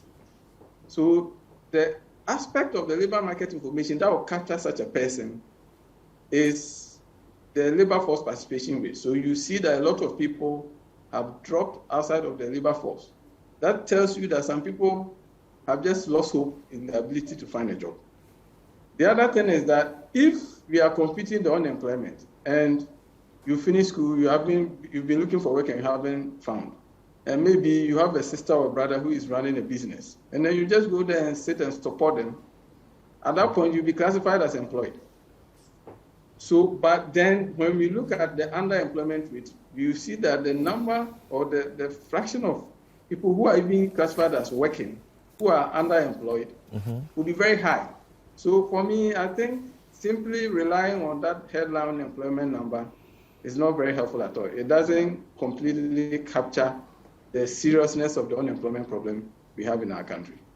All right. Thank you very much, Dr. Patrick Esuming. I'll just take a couple of messages and then be back to do a wrap-up on this. So then we can finally hear from Dr. Dixon Adumakukisi. And then we'll go back to Parliament, where we'll still hear from Dr. Dixon Adumakukisi because he's a parliamentarian as well. But a couple of your messages that have come through this morning. Good morning, Godfred and your panelists. Please, since the financial sector cleanup, the government and its communicators have been telling us what the cost of debt has been after the cleanup, but they have failed to tell us the following items they inherited from those collapsed financial institutions. How much cash liquidity did the government inherit from these banks? What was the liquidity equivalent of the assets, that is vehicles, landed properties, etc., that they inherited? I believe this will help us do a proper analysis of the issue, help us to empathize or criticize the government. And then a couple more. Good morning, Godfrey. Enough of the plenty English. All Ghanaians want is how much was a ball of kiki yesterday compared to today. That's Jones Adoboy in Labadi. At a time, the NPP government is maneuvering in the course to reduce the number of opposition and NDC MPs. I am shocked that it is the NDC side that is fighting with the Speaker to state the referral of those 3 MPs to the Privileges Committee. This is somebody who's not very, Roger, he's not very happy with the Minority Chief Whip Muntaka. Danaya Afai from Agona Saban says, before COVID-19 and the Russia-Ukraine war, when we asked them to fix the country, they asked us to fix ourselves, meaning that we were the problem. So after COVID-19 and Russia issues, they will blame our problems on our skin color. What a problem-solving government. And then, good morning, Godfrey. We need answers to these questions. Did he say anything new? Did he inspire confidence and belief? Did he show leadership? Did he give us hope? Did he unite us as a nation? It was blame game as usual, in my opinion. This is coming from Nene from Tema. We will take a quick break. When we return, we'll wrap up the conversation on Dr. Bawumia's lecture with final comments and then move on to Parliament. Welcome back. You can keep sending your messages to us. I will read them as the show progresses. So let me just do a quick wrap up on this. Franklin, since you are holding on, I'll just go through my 2 in-house panelists and then come and wrap up with you on your thoughts on this matter before we go to Parliament. So, Dr. Admahu Kisi, Member of Parliament for Anyaso, so finally, your turn has come. And I'm sure you've heard all that they've had to say. But I get the feeling of self-satisfaction and objective achieved from the MPP side after the lecture on Thursday. Did you leave there with that impression? Well, no, at least for the purpose of his speech, not in terms of everything else, but for the purposes for which Dr. Bawumia showed up to speak. Well, thanks for being here. I've listened to all the others speak, and your question is quite unusual for me, in the sense that I think that the goal for Vice President Bawumia there was to, one, attend to the needs of TESCON students. They invited him for the occasion, and I like the fact that he used that opportunity to also touch on Ghanaian needs. If the goal was for him to talk at TESCON, then I think we did a good job. What I'm actually getting from all of this today, if I have the means, I'll tell Gideon maybe we haven't had enough of him, and that he might need to do the town halls as well. I mean, that's because from what I'm gathering here, he's spoken on so many things, and we may need further elaboration through town halls. So that's one key thing, which then means that we need more of his explanations. But I would just narrow on a few things that Suhini said, and I need to somewhat bring Suhini's attention to one key thing. I think the independent power producers are more than 3. My recollection is we have about 9 independent power producers in this country. It's unfortunate that the finance minister had limited his argument on just 3 of them. There's Azogli. Wait up. There's Azogli and so many others, which he knows. Suhini very much well knows. So I would rather pay attention. I think quite recently, even on Joy News, forgive me for stating, go ahead. Is very much clear that it's about $12 billion that has been paid, I think, if I'm not mistaken. From who? From Finance Ministry. Let him speak. Double check. Oh. So as of 2021 February, a lot more has been paid, more than the 900 million. This was 2021 June. Yes. So his point is that post that 2022, February. Yeah. So post that others have been paid. So you go can't back and do your homework. You can't hold. This. We're trying to be as truthful. Goodness. Why? How can 2021 June be the same as of to date? It's not. So what I'm trying to educate you is that more has been paid.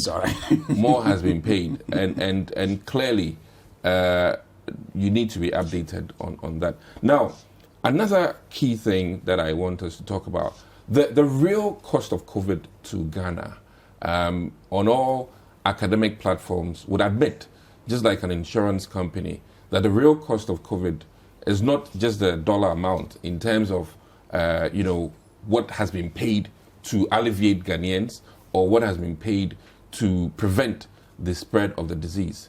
The real cost of COVID will come up later on when we've assessed how many hotels closed down during that period and the revenues that were lost to businesses, the revenues that were lost to people who lost their jobs.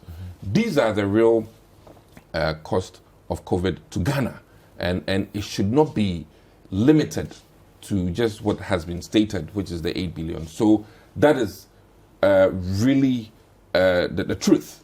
And I want people to become aware that it will take barest minimum 10 years for us to really ascertain the real cost of COVID to Ghana. And I think Vice President has been cautious, and all well-meaning people will be cautious in trying to be too excited to, as it is now, quote the real cost of COVID to Ghana.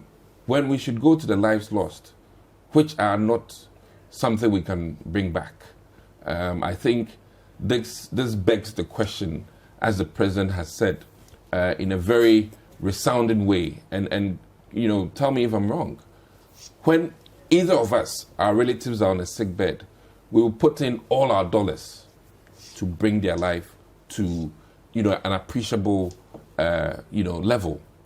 And I think that the President and the economic management team were in that situation when Ghana was on our knees in terms of the COVID ravaging effect. So I would sit here on this big issue program and posit that the real adverse impact of COVID is yet to be really fully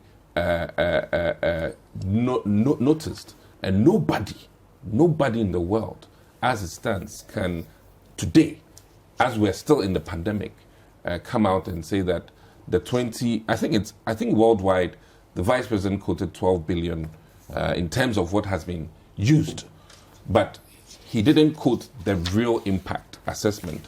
And I beg, because of my background in insurance prior to medicine, that when there's a car accident, the assessment, the impact, it takes time to really bring that out. So COVID, which has cost us many lives, many businesses, many flights cancelled, we cannot, until 10 years from now, come to terms with the real impact. So that is another key point. Now, the banking sector, let me be on the side of the depositors, and that is where I will always stand. I hate to say that I'm of the school of thought that the depositors are always more important than the employers, or in that case, the bank. All of us should fight for the rights of depositors, not the bankers. And I will say this anywhere you put me, because when you have your hard-earned money put into a bank, you have every right to have access to it when you need it. And the bank, in as much as they utilize it, have to do it judiciously. I've always asked this key question from an investment standpoint. The traditional banks in this country, before they open a branch, take several years and several measures to make sure that the new branch opening would be viable, will be cost effective, will be appropriate for the depositors that they are taking their money or they are using their money for that. However, I saw many branches of new banks open, all over. And I beg that I always looked at GN Bank, for instance. I said, wow, which bank puts a branch like within every 100 meters? It doesn't make economic sense. It was poor judgment on the bank's part to, as it is, open branches like, Wache joints, in this country. And that was serious from a financial standpoint. And I really think that we ought to preserve depositors' rights, and that is what the government did. And in that sense, it is unfortunate that we will assume that it takes 5 million to save something that we use 25 million. Now, let me be very straightforward that is not the case in terms of the amount needed to save the banks. And the 25 million was also not necessarily just for the existing banks that were closed, but to actually cushion the entire banking sector, even for those that were still banking. You understand? So let's be more clear in that regard, that the 25 that was used was not strictly for just what was on the books of those banks that were closed down, but to cushion the entire banking sector. And it is very important that we always fight for the depositors. Listen, yes, we ought to worry about the job losses, but more importantly, the job losses are still linked to people's money, hard-earned money that they put in the hands of bankers. And I worry that we always just talk about just the job losses. You know, people committed suicide for loss of their hard-earned money when the likes of Enron went down south. So I don't take it lightly when people, put their hard-earned money in any bank and is misused. So that is one other thing I really need to call Suhini's attention to. So in summary, one key thing is that, the Vice President has done a good job. I really think that the admission that Ghanaians are struggling in the country was from his heart. And I think that he's done well to admit that times really are hard. He didn't come saying a whole different thing. Now, in addition, I think that there are so many projects that he listed, over 100. And I really think that Ghanaians will benefit more if we spend more time educating Ghanaians about all of these individual projects, which are tangible, which we can feel with our hands and see with our eyes, and possibly see Ghanaians who are working on all of these fantastic projects. And it begs the question, these 100 plus projects begs the question when we all say that we don't see where the loans have gone to. And I really have, a problem with especially parliamentarians who would come and say that the loans we approve in Parliament for government use, we don't know where the loans go to. This year, for instance, a loan agreement for a bridge, around, I think, the Kwu Enclave, From Plains. I mean, we all signed, we all agreed to it. So if 6 months down the line, we come back and make a statement that the loans, we don't know where they are going, I really worry about it. As we sit here, Suhini is aware that Kita Sea Defense is a huge deal. And we all wish and hope that we can source some funding for that. Should we stop? Is it not necessary? These are the challenges that government has. And this is why we end up doing the Oliver Twist thing of always going for more. Now, with the e-levy, I love what Kojo Oppong-Nkrumah said, in the sense that it has been exhaustive in terms of the many town halls, the many debates on the parliamentary floor. And as you well know, when the majority leader was supposed to even comment, he said that, you know what, we've said everything we can about e-levy, and he gave the speaker the opportunity to put the question. So I really think that well-meaning Ghanaians, on behalf of the government, should maybe, as it is, fortunately we have social media outlets, they can replay all of these town hall things and see the length and breadth in terms of all the in-depth things of the e-levy. And let me add one key thing. The one reason why I commend the opposition party is that they've driven more transparency and accountability into the e-levy, and they need to commend themselves for the fact that because of them and their push, Finance Minister at least agreed to put the money into the consolidated fund and also upped the Ghana Revenue Authority's role in collecting the revenue. And these are positives. The bill that was presented in November changed by the time we were passing it. And these are the real positives that I think that they should pat themselves on the back for. That if not for, their bravado as opposition party and their push for change, the 1.75 75 would have been there. At least it came down to 1.5, which from percentage standpoint is a huge deal. 1.75 of a billion and 1.5 of a billion, huge. So I really think that there are some pluses that the opposition party should at least afford themselves those things and be happy about it. And I really think that I've said countless times, the initial bill, we didn't have consolidated fund. The current bill, everything goes into the consolidated fund. And these are pluses of the e-levy. And also the fact that when you're paying on governmental platforms, the charges have been cancelled. And these are positives. And I think that they should speak the truth to the Ghanaian people. And in conclusion, half-truths are not truths. And we can't base our facts on several months back when we have current facts. And that would make it seem that the vice president was, pilfering lies. But that is not the case. And I really think that let's be truthful with Ghanaians. Let's not take things out of perspective. And COVID is not the least. And I repeat that. COVID is not the least of our concerns. Thank you very much. Point well made, Dr. Dixon Adumako Kisi, Member of Parliament for Anyaso Tuma. Take another break and we'll be right back.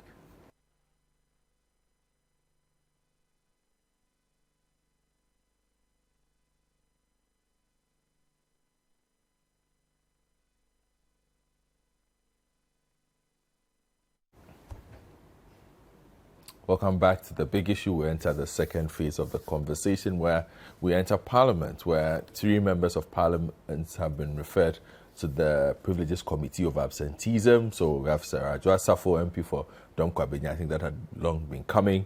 Henry Korte, the Greater Accra Regional Minister, Member of Parliament for Ayawaso Central, and Kennedy Ejapong, Member of Parliament for Asin Central.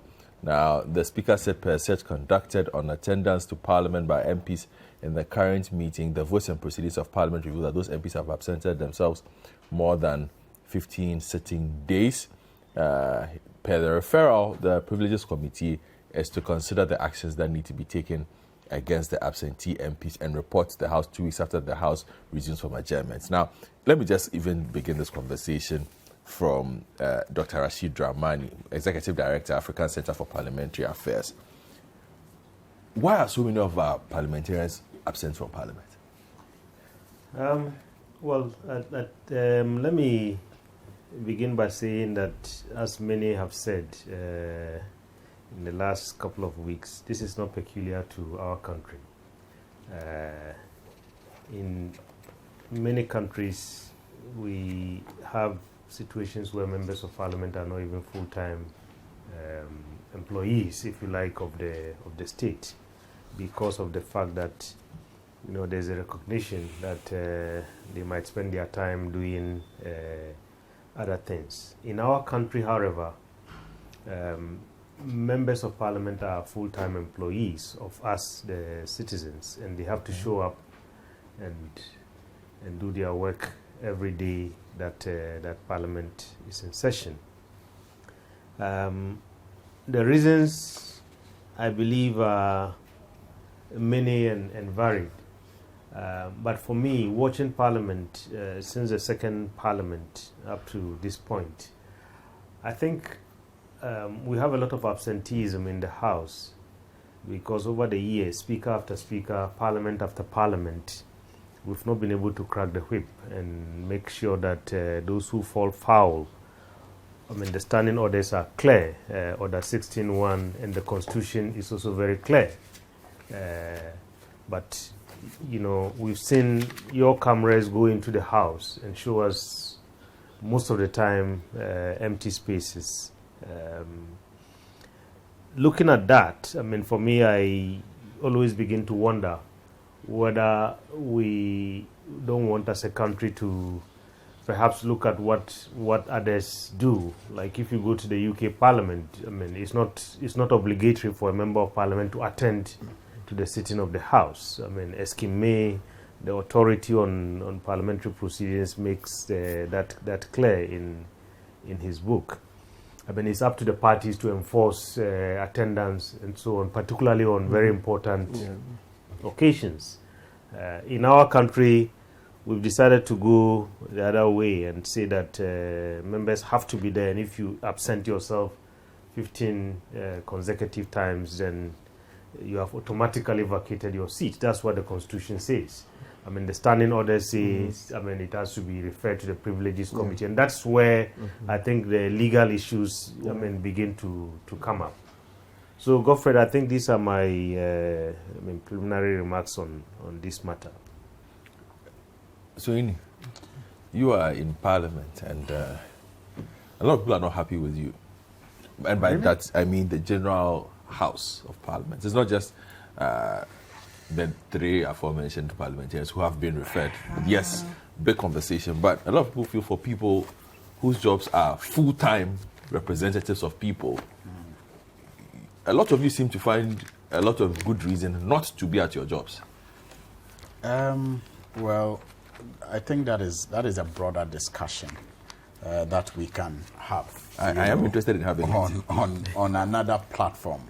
The issue of members of Parliament being absent from the House is not a straightforward, matter, and because of that, Parliament itself has over the years come up with ways of determining the presence or absence of a member using various procedures. When I went to Parliament, for example, in the 7th Parliament, the procedure was that you go to the mails room where our pigeonholes are when you arrive to sign the attendance book to show that you are present.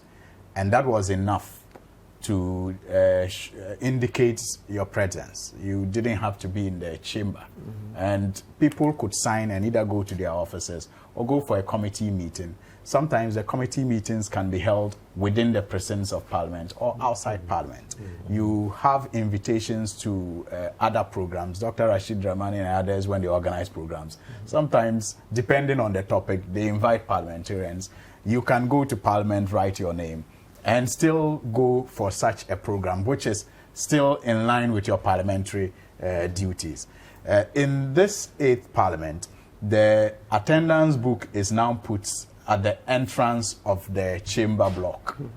Is it an actual book? Well, it's a sheet of paper that they print names of members in every day. Oh, so and so 2022. And then you sign, yes, and then you sign for the table office to capture whether you are present or not. And so you have it at the entrance, and they have 2 copies, one at the entrance of the minority side and one at the entrance of the majority side. So once you come in, and this is because of the debate over presence and absence. So the mails room was not considered part of the chamber, and so you now have to bring the thing to the chamber block. That's where you now. So I mean, that's why I say it's not a straightforward matter. It's not a straightforward matter you can settle. That's why I said on another platform we can discuss that, because the topic for today is with the 3 members who have been determined by the record to have absented themselves for more than 14 days. But the problem has to do, and would you just, is the records. Yeah.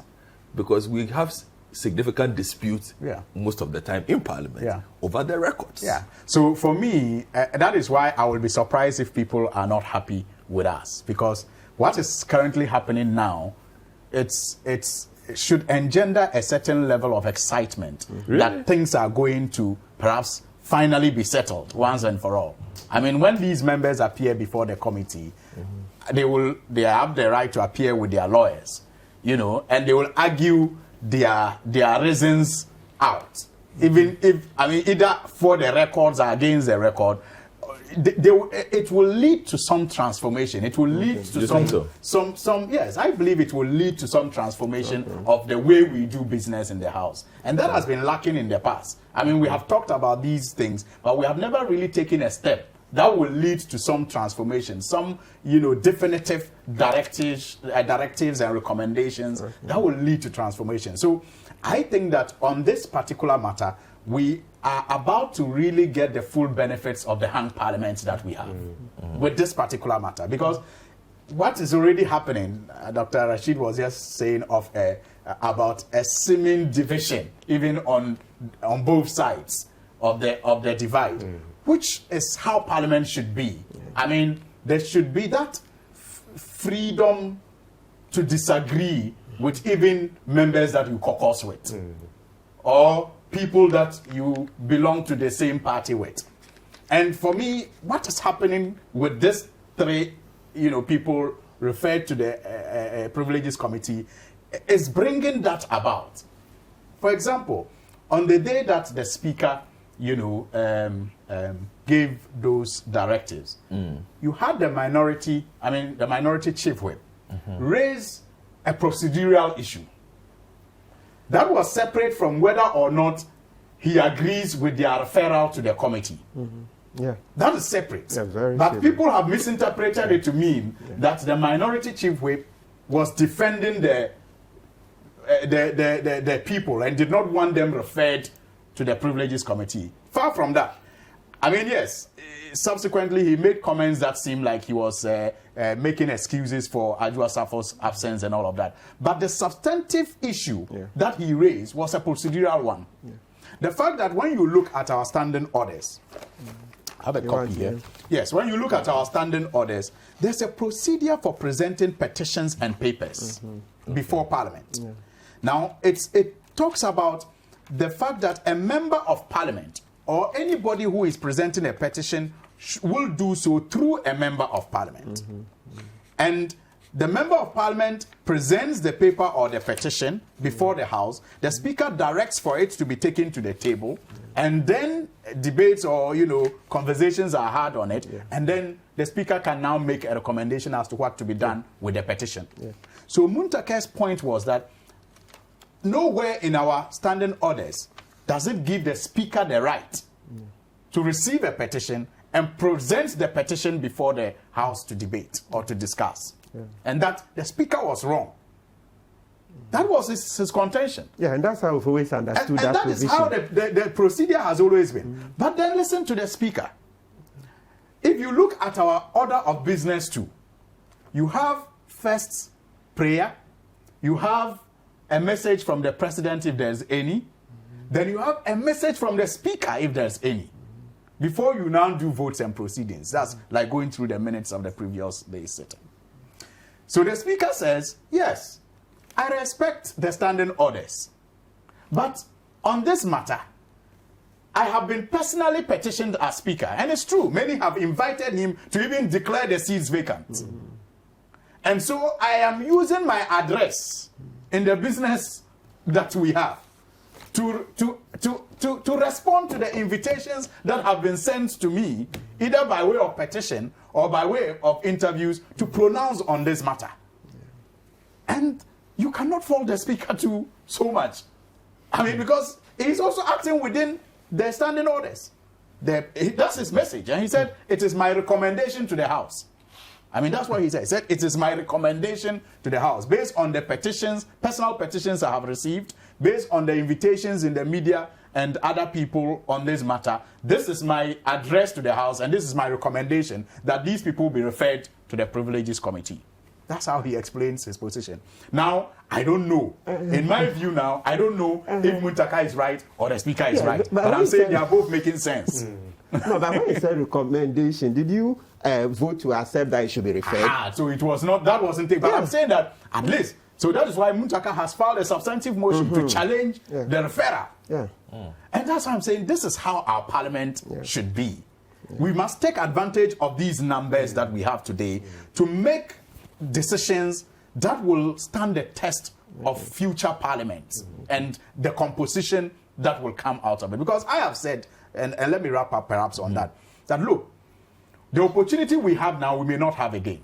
We have seen the abuse of the executive having majority in parliament.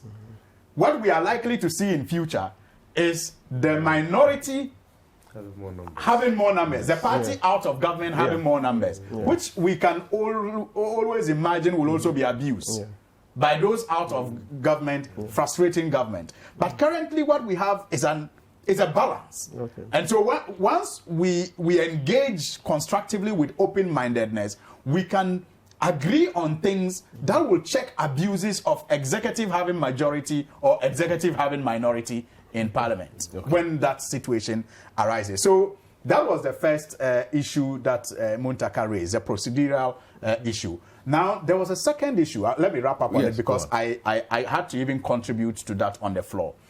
The second issue had to do with what happens when these people appear before the Privileges Committee.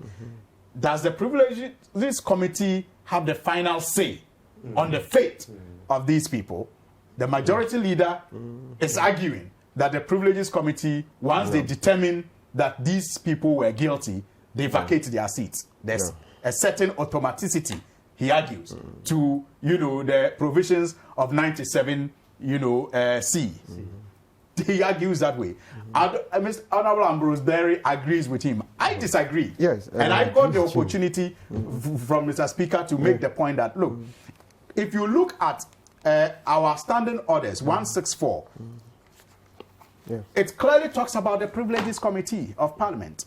And it says, there shall be a committee of privileges which shall consist of the First Deputy Speaker as chairman and not more than 30 other members. And 2 talks about how it conducts its business. It says, it shall be the duty of the committee by order of the House. So first of all, the committee works at the behest of the House to inquire into any complaint of contempt of Parliament or breach of privilege or any matter of privilege which may be referred to it, and to recommend to the House such action as the committee may consider appropriate.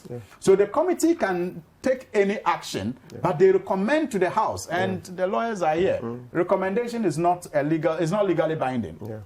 It's not legally binding. See, so the House can either approve their recommendation or reject it. But you see, I mean, the danger in all this, I mean, the lack of clarity, the position of the majority leader, what the standing orders are saying, the procedural issue that the minority chief whip has raised, and so on. If we are not careful, we don't want to end up at the Supreme Court again. Somebody saying, let the court come and get involved in the work of Parliament and interpret these rules for us. So what does this suggest to me? I think it tells me that, I mean, the orders, I mean, there are still a lot of areas where we don't have clarity. Exactly. And we might as well take advantage of the current portrait of our Parliament, and then the processes, because the revision of the standing orders are still outstanding. I mean, we still haven't, this is still dated 2000. I mean, we still haven't finished the revision of the new, this one, to have new standing orders. And I think all these matters might be matters that should engage the attention of the leadership. Yes. What do you make of this scenario? Yeah, so I basically, Sweeney has said it all. I agree 2 main points with him. One, as he stated, my understanding is that in order for the petition to go through, you have to go through a member of Parliament. You see, that's Order 76, the first one that he was referring to. You have to go through a member of Parliament. You can't send a petition directly to the Speaker. Well, you can send maybe something that you can personally attend to, but if you're talking about Parliament as an entity to deal with it, my understanding from 76 usually is that you go through, even though Sadeson say that 76 says apart from matters dealing with privilege, right? Let's go to 76. The petition not relating to a breach of the privilege. Yes, but that notwithstanding, it's still not clear that you bring any matter like that. So the first thing is that the first question, the fundamental question to answer is that when a member absents himself, from Parliament, do we all agree straight away that it is a breach of privilege? That's the first way after. That's the fundamental thing. Yeah. You see, so the way 76 is couched, even though, so let's see, say every application to Parliament shall be, every application to Parliament shall be in the form of a petition. And every petition must be presented by a member who shall be responsible for the observance of the rules, blah, blah, blah, blah. Okay? Yes. 1 second, let's look at it too. And presented, a member shall confine. Okay, all petitions shall go that. Yes. No motion. So there is a thing about it shall not relate to privilege. If a motion, okay, let me continue with the this and the point as I go. Yeah. So as I said, because the procedure that every petition should go through a member of parliament is well entrenched and well understood, it sounds a bit odd that Mr. Speaker says they petitioned him and then he took it on and then boom, Mr. Speaker refers it to the the Privileges Committee. So I think that it's good that Muntaka has filed the motion. They should take time and go through it. Of course, if you want to do the right thing, follow due process. So what I see is that you want to curb absenteeism. But why the rush?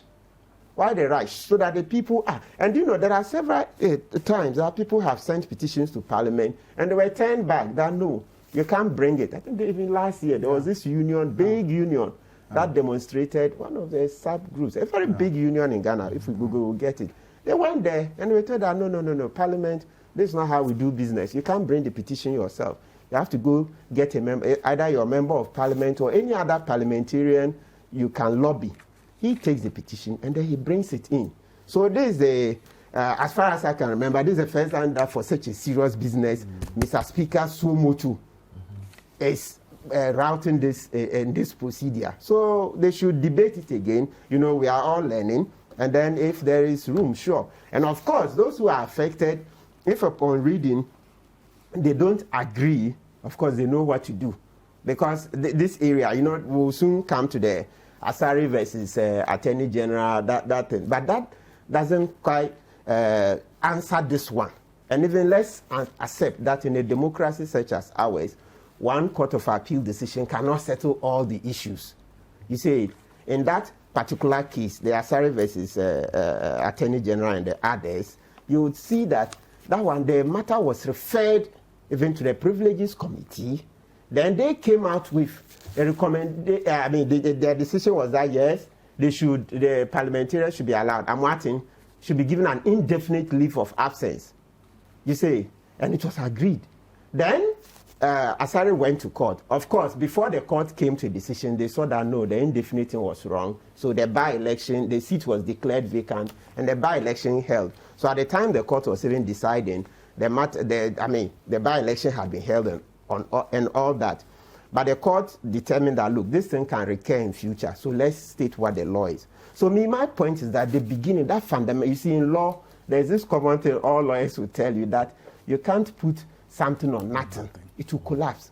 So the key thing is that how did the petition get to the Privileges Committee? Can Mr. Speaker alone? Is that part of his functions? When you look at the things that Mr. Speaker has, is that part of them, that he can receive petitions and then route the petition straight? I'm not aware. Yes, that's the fundamental thing. So always remember the key thing. So like in law, others will say capacity. Has Mr. Speaker got capacity to route the petition to the Privileges Committee? If you can't, no, they will not even go into the matter. Every day we go to court, you find that matter, they raise capacity, it's like they're meeting you at the door. Justify whether you can enter. If you can't, no matter how sweet your case is, once you are not the right person, you don't have the right authorization, no. They will not go, they've not dealt with the matter. It's just preliminary, that you don't have the right capacity. So you go and clothe yourself with the capacity and come. Yes. Okay, interesting. Interesting, Godfred. Yes. I think this is what Lloyd Pebo was looking for. A petition not relating to a breach of the privileges of the House, and which according to the rules or usual practice of the House can be received, shall be brought to the table by the direction of Mr. Speaker. So here again is the direction of the Mr. Speaker, but who brings it is clear. A member or someone saying it. But the interesting part is Order 5 and 6. Yes. You were talking about putting something on nothing. Order 5 and 6 makes our standing orders sometimes look irrelevant. Yes. It says in case of doubt, these orders shall be interpreted by Mr. Speaker as he deems fit. Yes. But the thing is that so clearly, yes, no, but in law, when the thing is very clear that petition should go through members, it's not likely to be done that speaker can set everything aside and just do anything. Let me talk to a former member of parliament who is also a lawyer. Alexander Aban is a former member of parliament for the Gomoa West area. Mr. Aban, morning.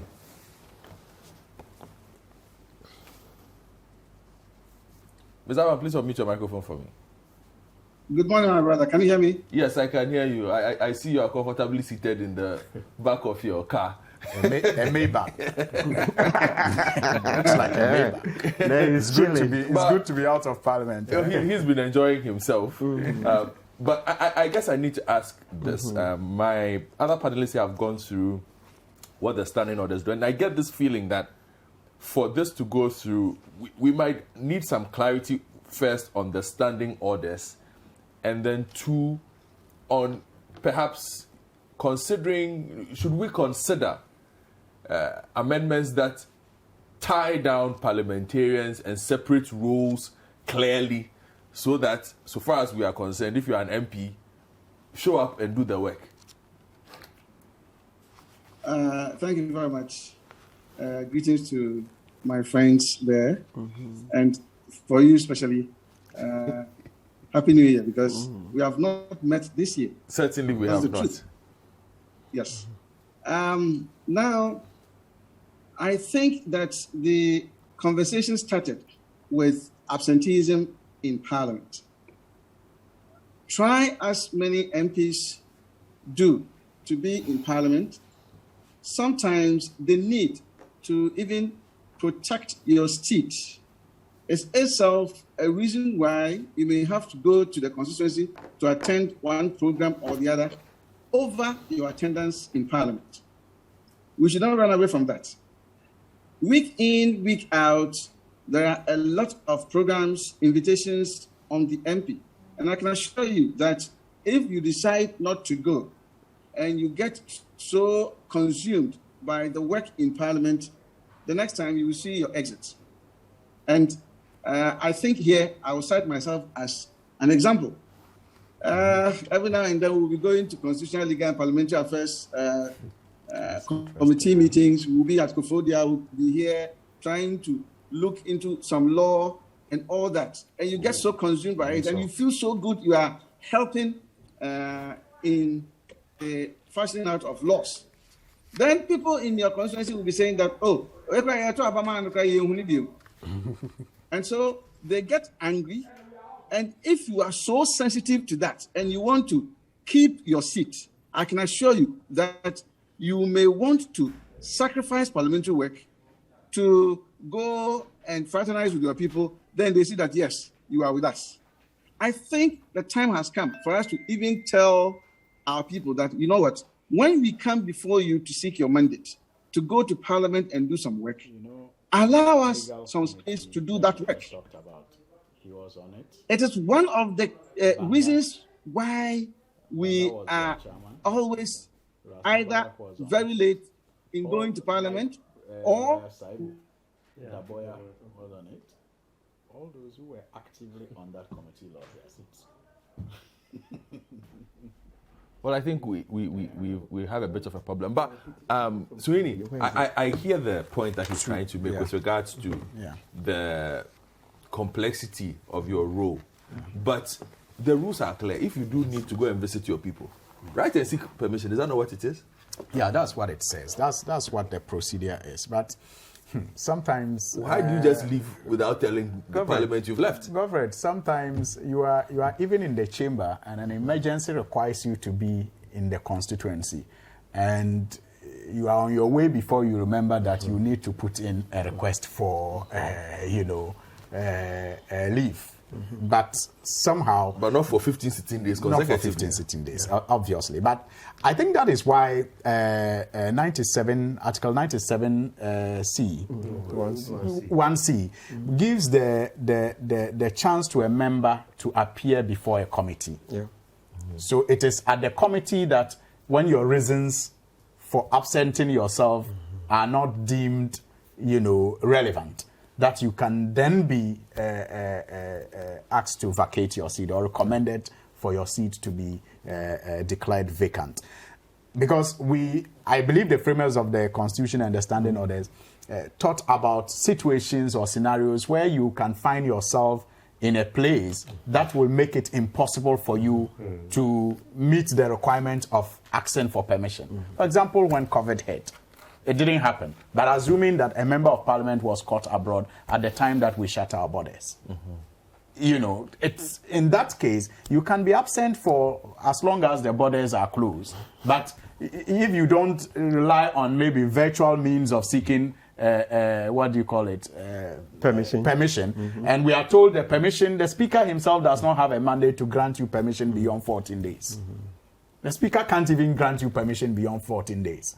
So even if you do it virtually, but by the circumstances of airports being shut down, you have to stay away for more than 14 days, what happens?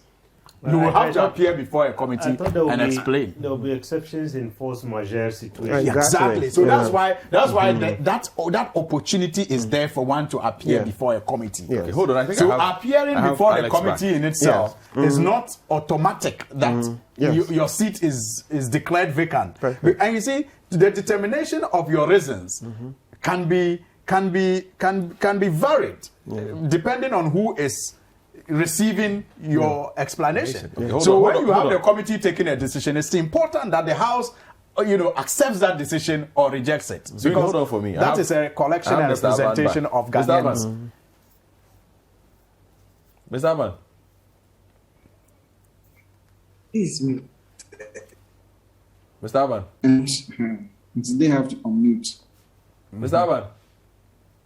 Well, I still think we have a problem with. I can hear you. Yes, okay, good. You're making a point. Please go ahead. I cannot hear you from here. You may have to unmute from your end. I can hear you. All right. We'll try and fix that connection to Mr. Aban. But let me go to Franklin Kujo. Franklin. Hello? Yeah, Franklin. Hello, this is Aban here. All right. Honorable Aban, let's hear you. Good. So I was talking about the causes of absenteeism in Parliament.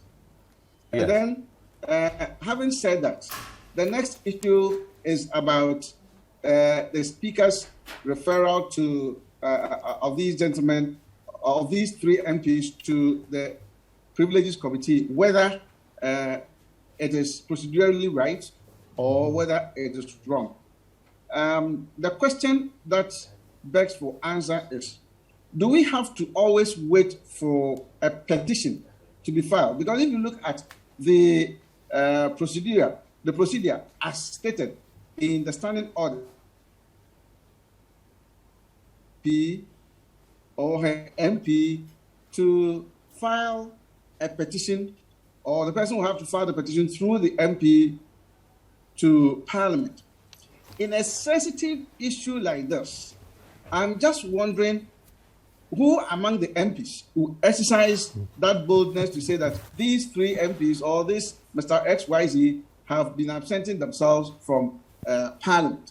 And so their conduct should be referred to the Privileges Committee for them to go and give justification or otherwise for their absence. I'm thinking that this is a matter of fact. It's a matter of fact. And that's looking at what Muntaka said, yes, maybe all other issues concerning the welfare of people out there and all that may come through petition that way. But what about a matter of fact of this nature where the Speaker may take parliamentary notice, if that is acceptable, because we have judicial notice, whether he can also take parliamentary notice of the absence of these people, and because of that, he, suo motu, can say that, look, let us curb absenteeism, because it has been one of the many complaints in our democracy. So let me, on my own motion, refer the matter to the Privileges Committee for their discussion and report. Would that be out of place? Like Sweeney said, it appears to me that looking at the letter of the of the provision in the standing orders. Muntaka is right in saying that, look, every petition that comes must come through somebody and it must be voiced out by a parliamentarian on the floor of the House, so that there's that kind of discussion on it, based upon which the Speaker would then refer the matter to the Privileges Committee. But I'm asking, should this be treated differently? The sensitivity of it, could it also not be right for the Speaker to take notice, parliamentary notice of it, and say that, look, let me refer this matter to the Privileges Committee, whether or not he had even received a petition? That's the question I'm just posing, without necessarily giving an answer. But I'm thinking that, yes, but because these are two plausible ways of going about it. But I'm thinking that if we want to interpret our Constitution in a manner which would actually walk along with us in modern times, as was stated in the Tufovez Attorney General case, that it's a living organism, then we must interpret it in such a way that it will sit well with the sensibilities and expectations of our people. Because this is something we have been complaining about. And if somebody should even exercise the boldness to petition, he goes to his MP and his MP says that, oh, the person you are complaining about or petitioning about is my friend. I can't go and make that case on the floor of the House. Should that petition die? That's the question. And so I think that it is not out of place for the Speaker to refer this matter, especially when it would not create issues of people saying that, okay, it was this man who brought me, it was this MP who brought my matter up, and finally they went through the books. I went to the Privileges Committee and I've lost my seat. I believe that this should be treated differently from all other kinds of petitions. And so, to me, I don't think the Speaker's position is completely out of place. Thank you, Mr. Aban, for your thoughts on this. Dr. Dramani, you want to make a point? Yes, I think that I want to ride on his last point. I mean, referring to the fact that, you know, it's going to be very difficult to get a member of parliament, I mean, shepherding such a petition. For me, that raises the next question, which is, particularly in this current situation in which we find ourselves, I mean, where there's a game of balance of power, balance of numbers.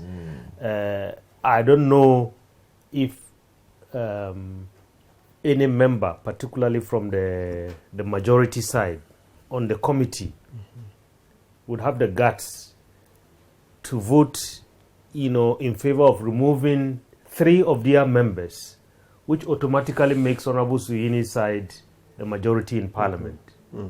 This, I mean, we can't imagine. But should it not be a matter of and I just want to ask, so you are in Parliament, so the reference is you have been absent for 15 days without permission. Explain yourself. Your explanation has to make sense to the members in that regard.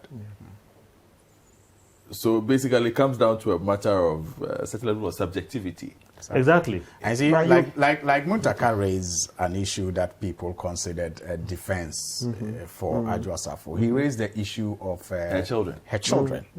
And how possibly her absence is to protect, you know, a situation where she might lose custody of her children. Then she should resign as MP. Is that reasonable before the committee? Yeah, exactly. I mean, is that not reasonable? No, but then what happens to representation? Subjectivity you are talking about. I mean, many of the people remember who will be on the committee may be parents. I mean, how are they going to relate to this, you know, excuse when it is real presented in this particular to them? case. So I'm saying that it is, for me, what is happening is interesting. Let us use the opportunity to get to a conclusion that can take care of scenarios that we have not even contemplated yet. Is there precedence for this, though? No, I don't think any member has been referred to the committee. Well, I mean, yes. I mean, we've not had this, I mean, situation, and if it's happening even now in this 8th Parliament with the tight numbers, I just cannot imagine how we are going to get out of this. I mean, legally, yes, maybe people might have been, of breach of the law, but politically, I mean, I cannot see how any party will commit suicide in this. But you see, this particular Dr. matter. Dramani, we have not even gotten to a point of determining if there has been a breach or not, because you see, the breach is determined by the committee. By the committee. Yes. So for now, what we know is that they have absented themselves for more than 15 days. Without permission. In itself, without permission. But that in itself does not constitute a breach until the reasons for their absence is determined not to be reasonable. If we say the Constitution, but one C, without reasonable cause. So it is the committee together with Parliament that will determine the reasonability. And even that one is subject to the vote. But hold on. Let me just ask a question. You can then come back. Doesn't that provide? Nobody then actually gets punished in this situation. Exactly. No. Hold on. Okay, I'm just saying because, for instance, Henry Cote is the Greater Accra Regional Minister. He's the Greater Accra Regional Minister. Yes, and he's done a good job. But I'm just saying. So he's 15 days absent from Parliament. Perhaps he's not in the country because as Greater Accra Regional Minister, he's very visible. So if he's not visible, it means he's perhaps not in the jurisdiction. So how does he leave without telling Parliament that as Greater Accra Regional Minister, I am absent? You see another person who is not in Parliament but is on radio every day. So how are you not showing up in Parliament? Not mentioning his name. You don't show up in Parliament for 15 days, but he's on every radio station. So how there has to be a way where the privileges committee can point at these things and say, look, come on. Godfred, that's how come. You see, Dr. Dramani mentioned the fact that we are still reviewing the standing orders. Do you remember that at the election of Mr. Speaker, the time Mr. Speaker had to make a determination who is majority, who is minority, the issue of this standing orders revision loomed large. So it became clear that we all wish that the new standing order should come into effect the next day. Then as soon as it was resolved, or let's say he took a decision, people were not happy, but after a week, this thing went back to the back burner. Look, so to be clear, in a democracy like this, let's make clear rules. Let's make clear rules. Otherwise, we will give too much discretion to the speaker, and you will end up with an authoritarian speaker. For me, this matter, the best is that, look, like Doctor said, let's make it clear in the this revised standing orders. But apart from that, Godfrey, there is this Act 300, the Parliament Act, which is still law on our statute books. It says that if the constituents are not happy, let's say, it's a democracy, the constituents voted for her or for them, all the three. If the constituents are not happy, they can do their own petition. And if majority of the electors, where is here, if they say so, they can bring a petition to go through the party. Then number two, if the party itself is not happy, then they can take internal disciplinary matters and remove the MP from the party. Then they can notify Speaker that it's not yet, the person is no longer a member of the party. And this is still law. And this particular law, Act 300, we asked Justice Crabb to, clean up. And this is in there. Nobody is complaining. The last time I tried the challenge of it, it was shut down.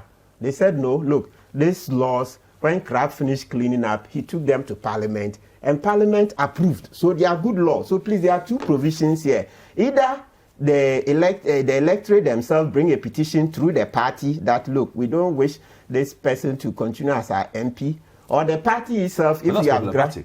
The electorate through the party. Yes, that's why I say. So there is why not the electorate directly to the speaker? So he says that through. He says, look, let me read a part of it so that we look. Would we say this is unconstitutional? But at least let's bring it up. We are broadening the debate so that people who are not happy with what is in Parliament, they should know that there's another thing. It says that a member shall cease to be a member if an event occurs whereby he becomes a person such as is mentioned in the table contained in section 1, or B. The speaker receives, let's go straight, D. The speaker receives a notice signed by a majority of the registered electors in the electoral district in which such member was elected, that he no longer enjoys the confidence and support of the electorate in that district. And then provided so he's that a speaker. Yes, provided that in the case of a member who is a member of the party, the notice is received by the speaker through the general secretary of the party. So pass it through the party. And then But I'm just saying that my problem with that particular clause is the mention of the party. Because once the person is elected for a particular area. No, but the party sponsor the candidates. Yes, Yes, and I the whole understand. thing, not the But then big you are, system. so The you are whip saying system. the electorate needs to go and find the person's party, but the party might say, well, we feel differently, even though the electorate feels strongly about it. Now, without the party budging, it means the electorate's voice will not be heard. Not necessarily. Excellent. You have a point to start with. That's the literalist view. Yes. If such a thing were to happen and the party were to say, no, we disagree, let the person go to court. That's how we develop our democracy. Let the courts look at it and decide. That's a long process. That's democracy. That's democracy. I think we should just do it overnight. We're just going to allow MPs not to show up. Yeah, Godfred, the Europeans, in the practice of their democracy, I mean, they were ahead of us, I mean, many years, and in some cases, centuries. They were confronted with many of these situations. And at one point, in a number of countries, they were confronted with two scenarios.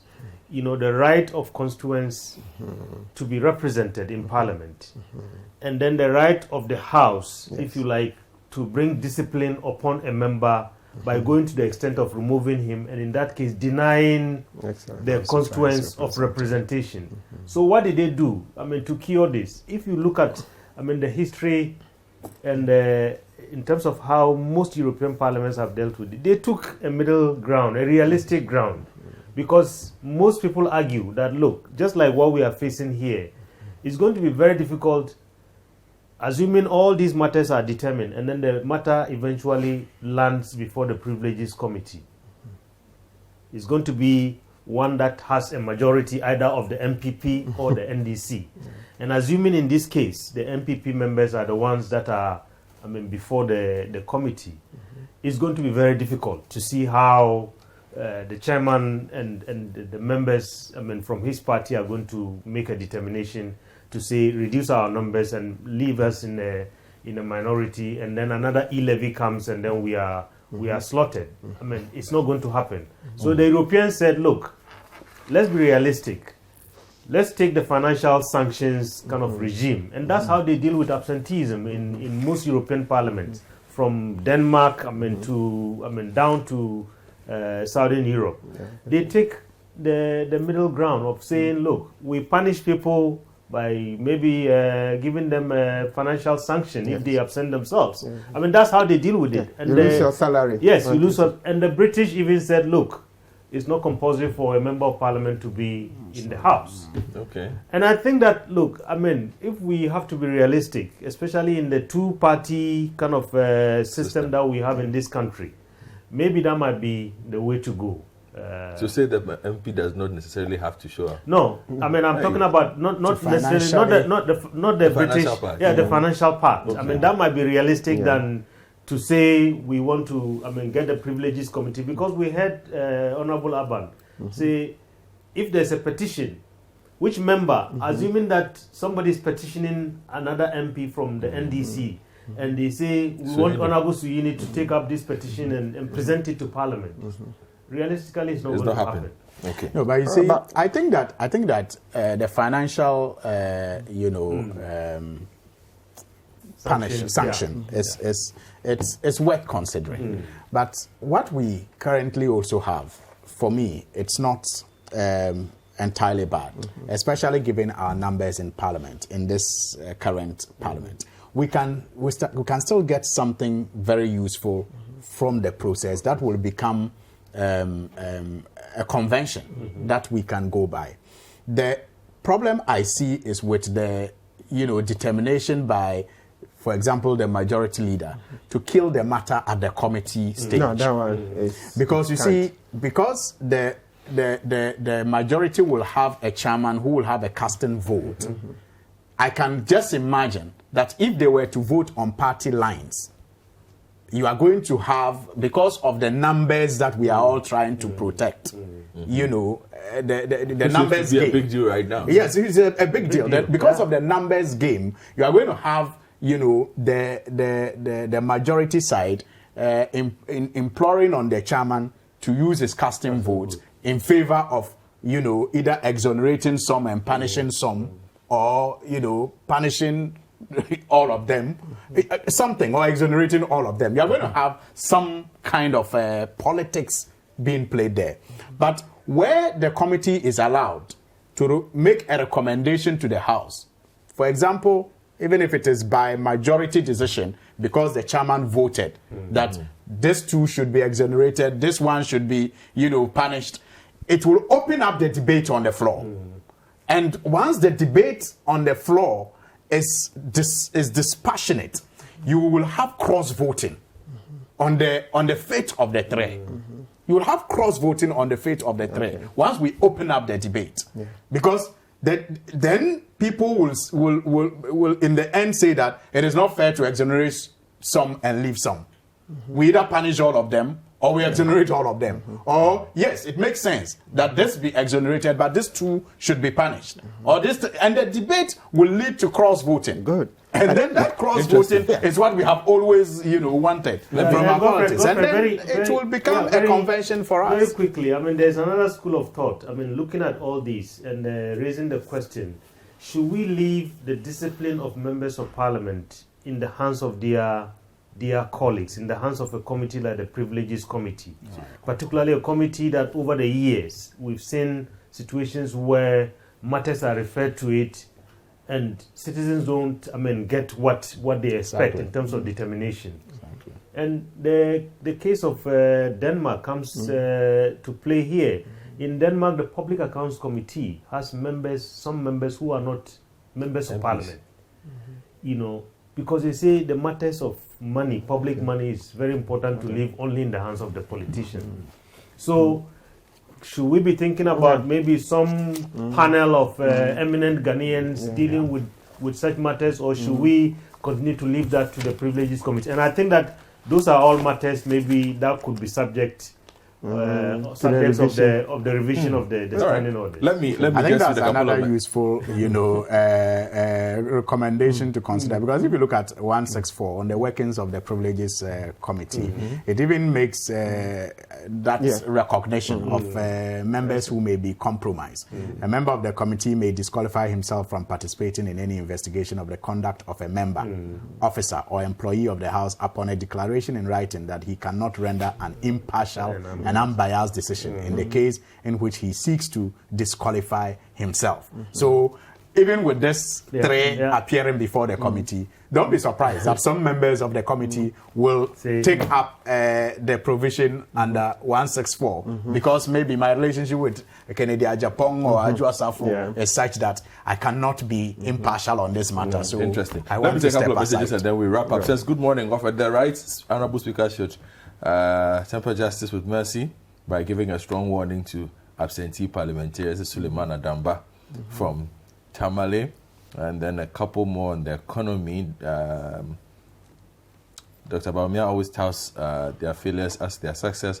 We said we were shouting NAPCO, but now silent when they cannot pay 699 Ghana cedis.